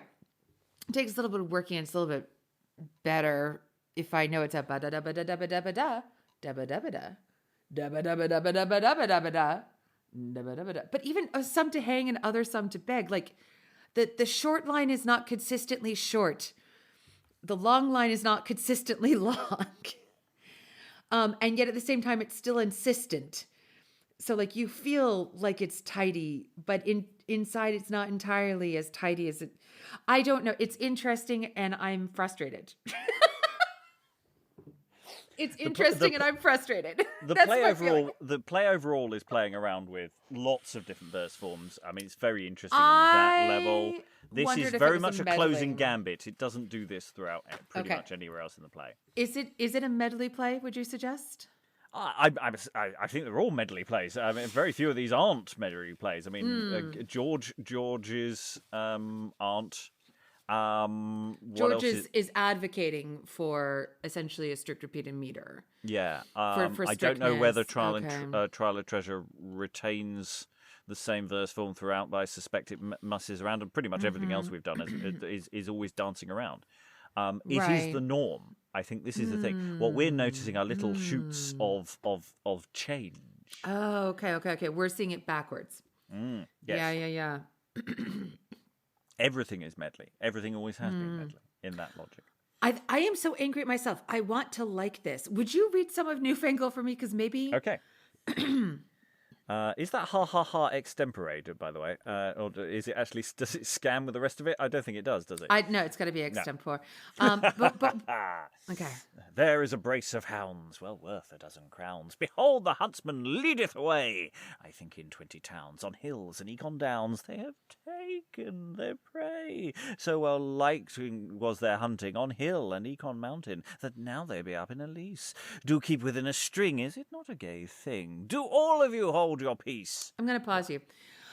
Okay. A, you did that brilliantly. B, what is your feeling about it? And then C, I'm going to say what I realized is probably an Emily problem. Go on. Well, I'm thinking that you have to take each 4 lines as your starting point. Otherwise, you are a bit doomed. It's 4 lines, but it really feels like 6, or not 6. It feels like 1, 2, 3. Yeah, it feels like 6 lines. Yeah. You can break it down that way. I felt 4 was fine. Because in that sense, the leadeth away and have their prey were the important things I was aiming for each time. Okay. Whereas, and it's an interesting question when we get more into, because in a sense there isn't a lot of content there beyond we're off. Whereas when you get later on to things like Rafe Royster and Tom Tosspot are now not worth a groat, so well with them it is. I would have had a pot, for now I am so hot. Oh, by the mass, I must go piss. It feels like it wants to play with directions all the time, that it's trying to upset you. Yeah, okay, so for me, but whether an audience will accept that, because it's sort of annoying. Well, so this is the tricksy thing about rhyme, which is so audible, is that I almost can't hear what you're saying because there's so much rhyme. Now, perhaps those who listen to some particularly fast rappers might feel very differently. But for me, I think this is an Emily problem. I think Emily, do not care for shorter lines. Again, because this is almost dimeter rhyme. So you're almost getting relax, rhyme, relax, rhyme, relax, rhyme, relax, rhyme. And again, a lot of these are monosyllabic rhymes. So it's very hard. It doesn't have a bounce to it. They're not necessarily in jammed rhymes, because the caesure is pretty hard on each of these. So all of it say, it's rhyme that is very, very audible and very, very short. So therefore very, very inescapable. And I just saw another play, a contemporary verse play, that also had, I think it might've been trimeter lines with a rhyme at the end. So you get rest, rest, rhyme, rest, rest, rhyme. But I think occasionally it was rest, rhyme, rest, rhyme, rest, rhyme. And I found it very difficult to do anything but focus on the rhyme. And so I got lost in the story. And I think this is why at least I, Emily, prefer a longer meter to rhyme than a rhyme, than sort of being what feels to me, Emily, like being assaulted by rhyme. And it's just, that's just interesting, because I don't know that I feel that way if it's a lot of rhyme in music. But then the music is doing extra work for you to sort of tell you how to feel. So even if you miss words, the music is kind of giving you the emotion. So that's just interesting. That's an experience I'm having, that the shorter the line, the faster the rhymes come, the more unrelenting the rhyme is the more I, Emily, have difficulty focusing on anything except the rhyme. And then I lose the plot. And I'm just curious what other people's experience is. Because my guess is, not just guess, is this is one of the things that is being written about by these people who are trying to figure out what to do with English poetry as English poesy and prosody is being developed literally simultaneous with what we're reading in this time period right now. And I, Emily, want to sort of push against the feeling that they had in the 1560s and beyond of like, ooh, rhyme, I don't know, that's a little bit jangly. But then hearing this, I'm like, oh, I get why you might feel a little bit like, ooh, can we ease up on the rhyme? Because plays have been quite unrelentingly rhyming for quite a long time. It's just what they do, and it's like maybe we could try not doing that. Yeah, but I feel like I felt like the scale tonics were a little bit better, and I liked the one again when it was. I really liked the comical one from way back when they were gossips who were going to do terrible things to a husband. So yes, I think probably the writer's doing a good thing of making this feel sort of serrated. As in fact, the verse is serrated on the page with a long line, a short line, a long line, and a it short is line. almost the last speech. I mean, it is almost like this is jarring. He's going to go off to hell. Right. There is something that may be there. Dramatically, it might be an incredibly amazing choice. And so I may be having exactly the reaction that the author wants, which is a bit of So I'm not saying that is in the least bit bad, nor is that everyone's experience. Like, go back and listen to it, go and read it for yourself and see how it dramatically hits you when you have these very, very short lines with rhyme. But yeah. Okay, so we have two itty bitty bits then. We have two. I've only given you a few. I've decided not to go for these, in any great length. There are two speeches. Great. Would you like to have the speech from Gismund of Salern, or yes. would you like Cambyses? I think I want longer lines. Man, I'll take Cupid. But is it? Is it? Maybe I'm lying. I don't know. Okay. What have I got myself into? Okay, it's fine. These are very short little bits of speeches. Both these speeches are actually very long, and you can have more if you want. I will rustle them out. Gismund of Gismund of Salern. It's otherwise known as Tancred and Gismunda. Initially it's a university. It's an Inns of Court play. Off the top of my head, I recall. It's again written by several different authors. It is rewritten later on for publication by one author who wanted sort of more stuff. It is a very dark story of controlling father over daughter's second marriage, which ends with beating heart in a cup and poisoning and eye gouging. It's nice. your full on. Nice. It really is your full on post Seneca splurge by students going, oh my god, it's great, blood, death, destruction, it's great, yeah, eye gouging, blood everywhere, drink poison in a cup with the heart of your dead lover. Really is. It's so extra. I love it. To be fair, when I directed a certain eye gouging play, that was one of my favorite things, and we threw a lecce on the stage for the eye, and then had. And of course, you're talking about Oedipus Rex, as we. I am talking about Oedipus Rex, obviously, yeah. And had the eye gouger step on the lecce, and to watch the whole audience just go, ugh. Yeah, that's what you want. You want to. There's an eye gouging in this. There's an eye gouging in this, or at least in one of the versions. I think it's either added or removed for one version. I can't remember. No pun intended. Yeah, exactly. So, would you like to be Cupid, or you wanted to be Cupid? Okay, we'll give you a bit of Vampire Cupid, and then I'll do Cambyses on the other end. Okay, so here we go. This is Cupid from Gismund of Salern. Great. Lo eye in shape that seem unto your sight a naked boy, not clothed but with wing. I'm that great God of love that with my might do rule the world and every living thing. This one hand bears vain hope, short, joyful state, with fair semblance the lover to allure.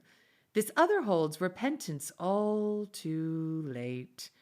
War, fire, blood, and pains without recure. On sweet ambrosia is not my food, nor nectar is my drink.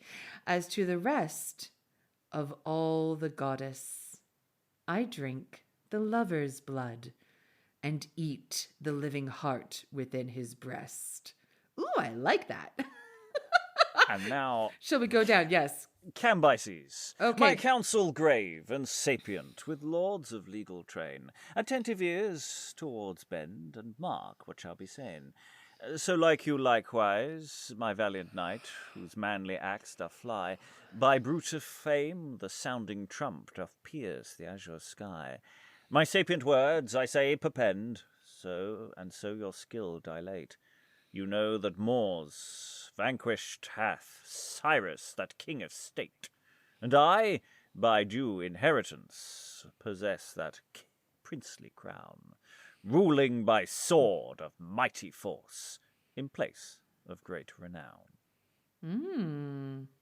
Now, they're both, in a sense, quite similar plays, in the sense that they both involve horrible, horrible death. Sure. But Cambyses is a publicly facing play produced by professional actors of a company that's increasingly getting larger. Oh, what So it's company is printed that? with a doubling scheme for 8. Oh. So, with 10 years or so have passed, and acting companies may be getting a little bit bigger. And just Make a it little bit. bigger. Little bit. Make it bigger. Possibly because, as say, through various edicts, the Queen is making it a little bit harder to form a company without that. We haven't quite got. It's a few years yet before we have Rogues and Vagabonds, which will force companies to get bigger and to coalesce and to just have fewer acting companies. But Cambyses is perhaps, and this is where dating Cambyses, this is sort of, I think, the earliest you can really put it. Other people will put it later than this.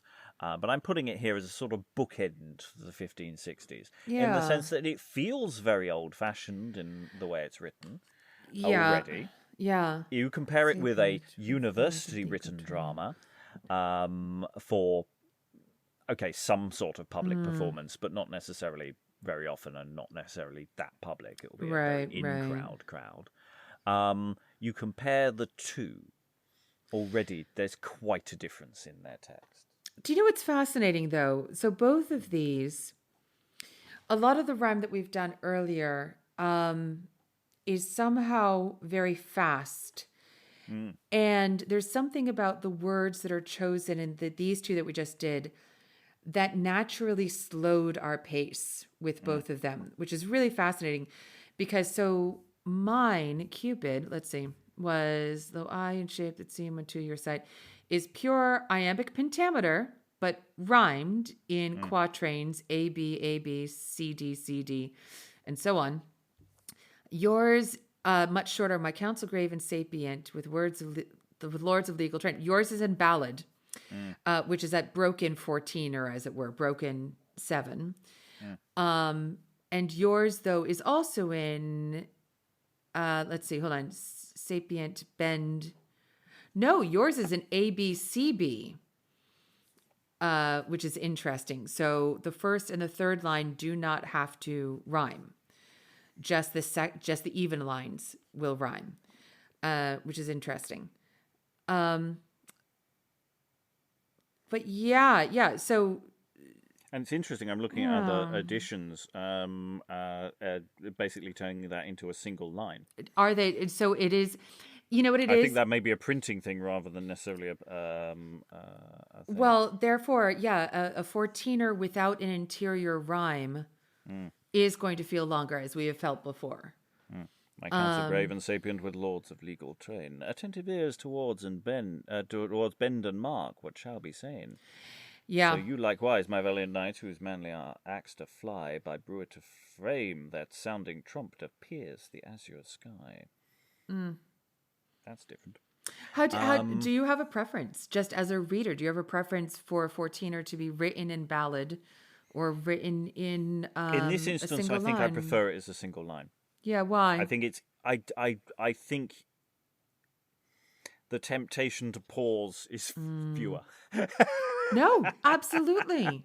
Or the that structure feels constraining, whereas I feel I can stretch my legs out a bit with Yes. a longer lined Cambyses. It's so interesting though, because again, to go back all the way back, just what, 3 days ago, not several months ago, but the first 14er we looked at, and I kept catching my breath. I couldn't figure out where to breathe. It was so difficult. And now that we've been doing 14ers here, I'm going to be honest, I rather like them. I like having, as you say, the leg room in the line. So it's just odd to me that it sort of fell out of favor when we've now had several pieces in the previous session, which was in fact yesterday, and in today's session, in the 14ers, give leg room in a rather nice way. So it's curious. Those were like, everyone speaks in pentameter in reality. That's all of all of the English language just breaks into pentameter. It's like, does it? Does it? Let's take a look at some of these plays again that seem to do just fine with a 14er. So, but so yeah. it's a cheerful play generally. There's a child gets flayed on stage. Golly. Yeah, It's because of all those child actors. Yeah, but I'm just looking at the clown or the vice actually. Again, this is a question of vice/clown. This is one of those transitional questions of how that functions. But the lines are slightly different for ambidexter. Stand away Good. for the passion of God. Harnessed I am, prepared to the field. I would have been content at home to have bod, but I am sent forth with my spear and shield. I am appointed to fight against a snail, and Wilkin wren the ancient shall bear. I doubt not but against him to prevail. To be a man, my deeds shall declare. Feels like a boy. It almost feels, because I was counting it out, it was landing almost at 4.5 beats, if that makes sense. It wasn't quite right, yeah. It wasn't quite pentameter. It wasn't quite a triple tetrameter. Yeah, it was a bit lopey, and yet it's still quite good. And that one was AB, yeah. Or what was it, AB, or was it ABCB? I think it was AB, but I could be wrong, actually. That's a very good question, he said, picking the book back up again. Open your Cambyses. No, flaying again. Where is it?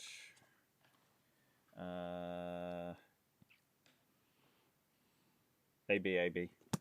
Okay. So I'm looking at as well at Cupid. It is very odd that, or not odd. It's interesting to see these not just couplets happening more and more frequently. Not that we had plenty of playing with rhyme in other places, but this feels fairly deliberate. But Cupid was beautiful iambic pentameter, and you're saying this one was a university piece? Yes. So it feels like it. There are 5 different authors. Each had an act each, and I think somebody else devised the dumb shows. But what I like about this is actually you could almost forget that there are rhymes. It was weird how unimportant the rhymes felt, and unobtrusive. I can explain why again with that one. Please do. That's why I ask so that we can learn. First of all, it's helped that it is longer lines, right? And the way that I was upset about the newfangle having rest rhyme. This one, because it's AB, and it's such strict iambic pentameter, what you get is rest, A, rest, B, rest, B, rest, B to begin with. So you're not getting A or B. You're not hitting the rhyme again for 9 beats, until the next time. And in between, you've got something else. The other thing is the pace of this to begin with is not fast, and you don't have a lot of assonance. It feels like where you're repeating, for example, the I. So for this one, for lo I in shape that seem unto your sight a naked boy not clothed but with wing. So sight and wing are I sounds. But everything before that, the vowels are not sort of, you're not getting assonance with that. You're also not getting a lot of, you get a little bit of alliteration. I am that great God of love that with my might. But it's like other things that frequently go with rhyme, these alliterations, a lot of assonance, things like that are not as prominent here either. Somehow the pace invites it to be slower to begin with. So it isn't even a fast rest, rest, rest, rest, A, rest, rest, rest, rest, B, rest, rest, rest. It's rest, rest, rest, rest, rhyme. And then the other, and I would suggest the major thing is that each rhyme doesn't feel forced. So it's doing the thing that good verse does, which is at the end of the line, there's like a turn or a reason to say the next line. So you evolve out the idea. So, lo, I in shape that seem unto your sight, a naked boy not clothed but with wing, am that great God of love that with my might do rule the world. And that was even in jammed, so it softens the rhyme. And every living thing. So you get the sense of like the idea is continuing on. The rhyme is almost incidental just to give you little like anchor places. As opposed to the rhyme is the point. So again, going back to, I swear by this day, if thou wilt say, I will to thee be kind. We did not need that second half or the first half. We did not need, I swear by this day, if thou wilt this say, I will to thee be kind. We didn't need that line, really. You could just say, I'll be kind. The beginning bit is not giving me any more information about the world, about the character, a different thought. And in fact, the rhyme, this often happens with rhyming drama. We've seen it before. I've seen it in contemporary drama. My early rhyme stuff definitely falls into this, which is I have to rhyme. And so I say, I have my content on one of the lines, and then I repeat unnecessary information just to fill up to get to a rhyme again, just to fill up the couplet. And so you don't actually end up progressing, like only every other line will progress the plot because like, let's say line A progresses the plot, line B is just a rhyme. Then the next line progresses the plot, and then the line following is just there for a rhyme. And Cupid's not doing that. The whole thing progresses the plot or the idea.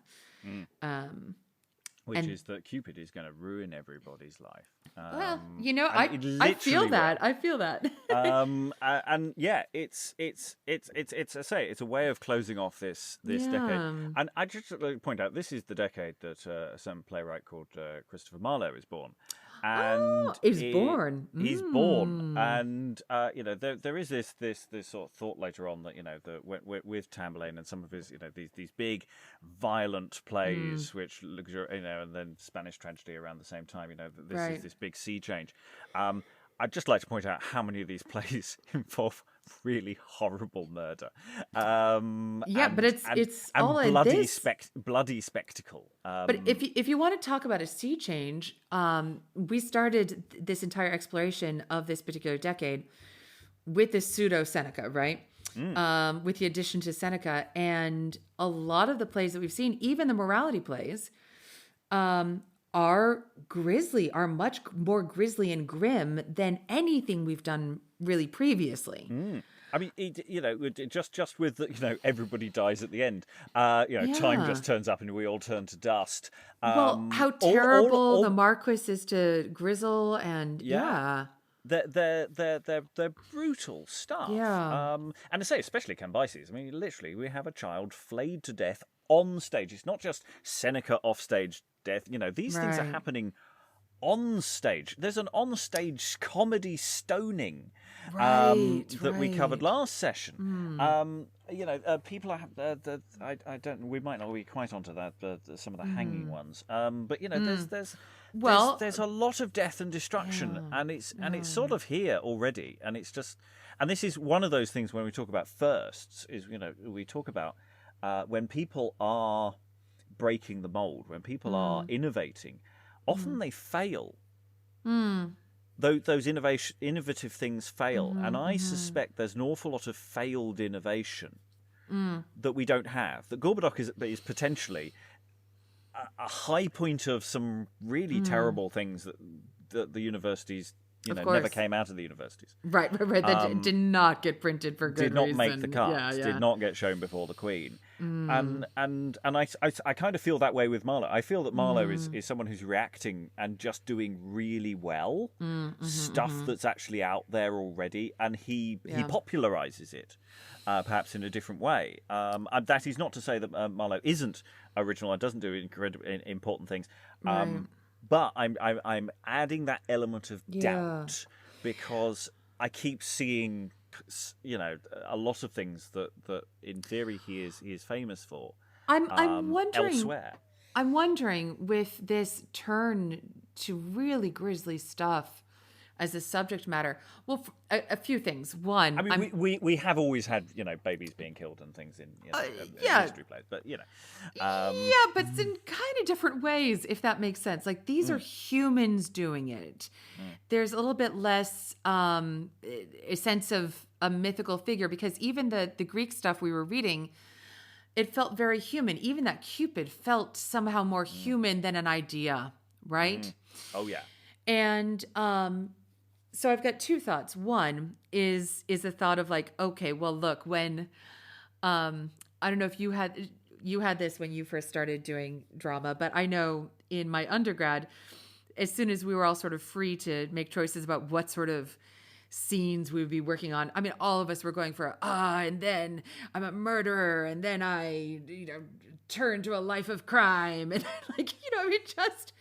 we didn't want to do any of these kitchen sink dramas. We wanted the big gores, on the news stuff.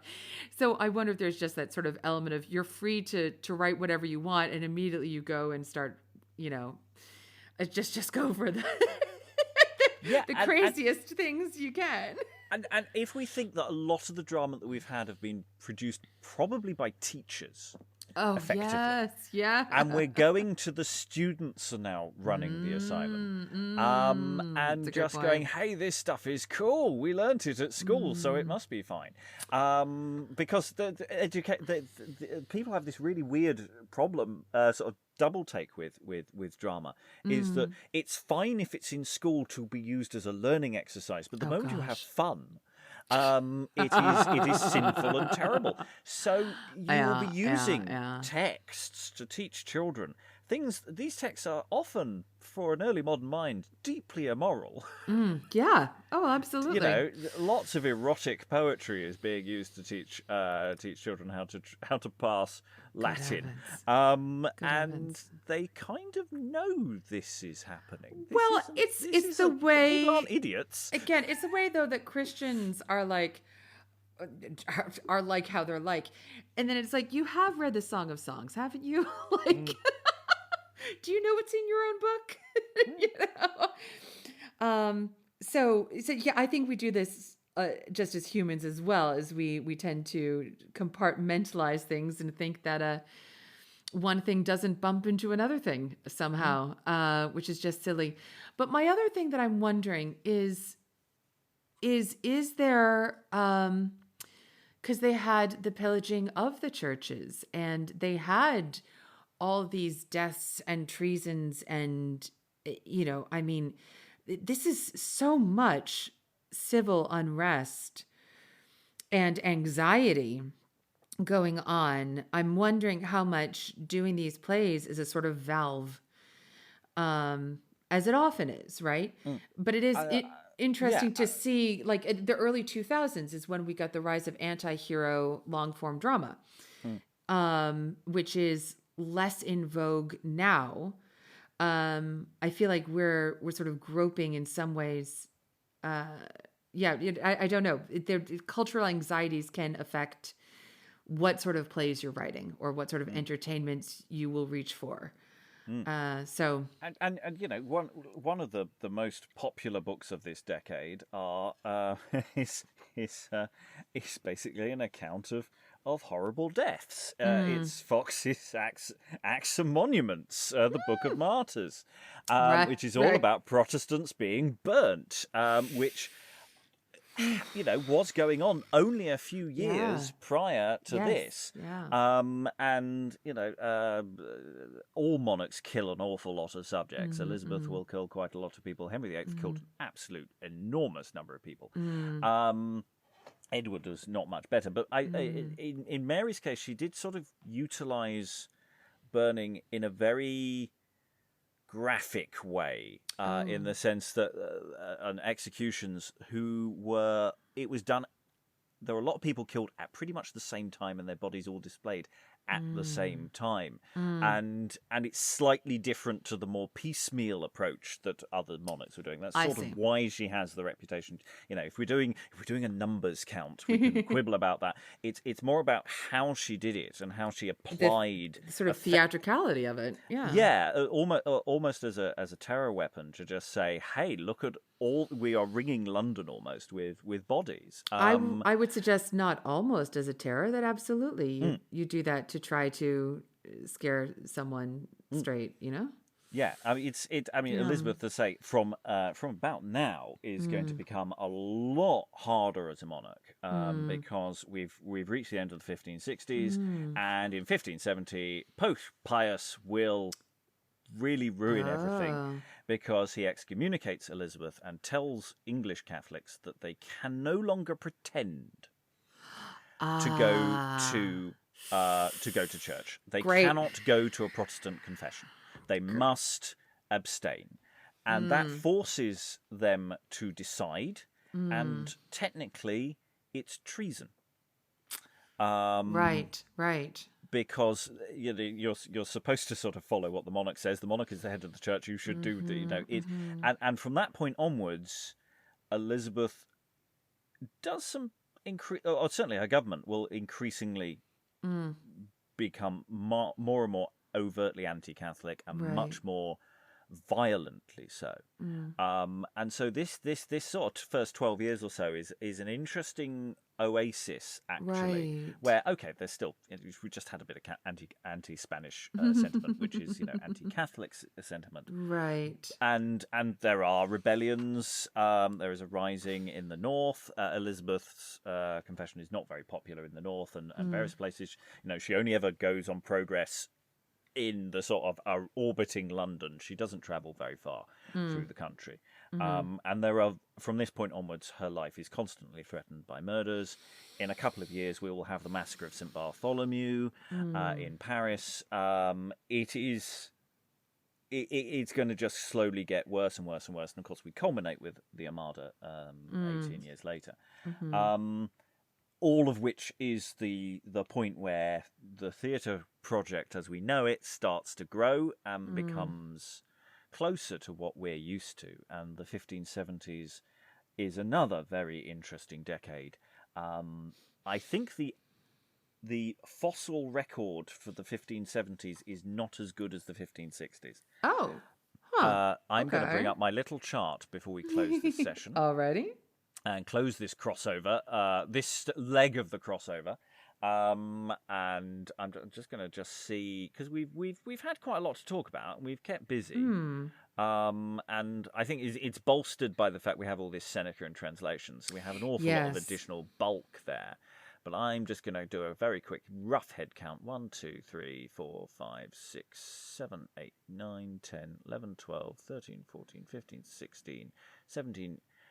17 plays in total, of which 1, 2, 3, 4 are fragments. So we've only got 13 pucker solid plays approximately within that date range. Okay. Which is maybe about the same as 1560s, but I say all that Seneca being translated bulks it out a bit more. Right, sure. It give and things, but in terms of survivorship, it's not great, and they're not all. Then they don't help tell as neat and tidy a story as I think the survivals of the 1560s do. Right. And there is, and even the 1580s, the first half of the 1580s isn't exactly flush with drama. So there is a very interesting shift that is going to be happening. It's going to be harder to tell that shift, I think. Okay. But I've been wrong before. I thought the 1560s was weirder than it is. In many ways, I think it is still very weird in terms of what some of the plays are doing. But actually, it all makes more sense to me now, having done this. Yeah. It feels like there is a slow change. There are influences coming in all over. But it doesn't feel just like, what the hell is going on? No, I definitely, that the evolution seems makes sense in my brain. But I would suggest that the 1560s, definitely the swinging 60s, we are seeing a sea change. And I think my personal question is, okay, so how fast or slow does that sea change, like when does it pick up speed as we move on? Yeah. But the seeds are planted, as 'twere. Yeah. We have playing companies. We have a lot of them. They're possibly getting bigger. They're being squeezed by the establishment. There are theatres in place. There is an established theatre touring network. It's really now a matter of seeing how these things coalesce over the next couple of decades for various things that will push them into different shapes, which will happen. Yeah. But that's for another. That's for another time. It's for next time. So all that remains, really, I think, is to say, unless you have any final thoughts, No. where can we find you and your podcast? Yes, you can find me at Hamlet to Hamilton, exploring verse drama. Put in Hamlet to Hamilton in your favorite podcatcher, and there we are. I myself, Emily C A Synder, Snyder, am in fact Emily C A Synder on all the socials, so you can find me there. I do more personal social media than podcast social media. There we are. And of course, hamlettohamilton.com. And I've been your host, Robert Crichton. I am on the internet in some places. I mean, if you're listening to the Beyond podcast, you kind of know where everything is, I assume. It's in the show description. If you don't know where we are, just type us in. You'll find us. It'll be fine.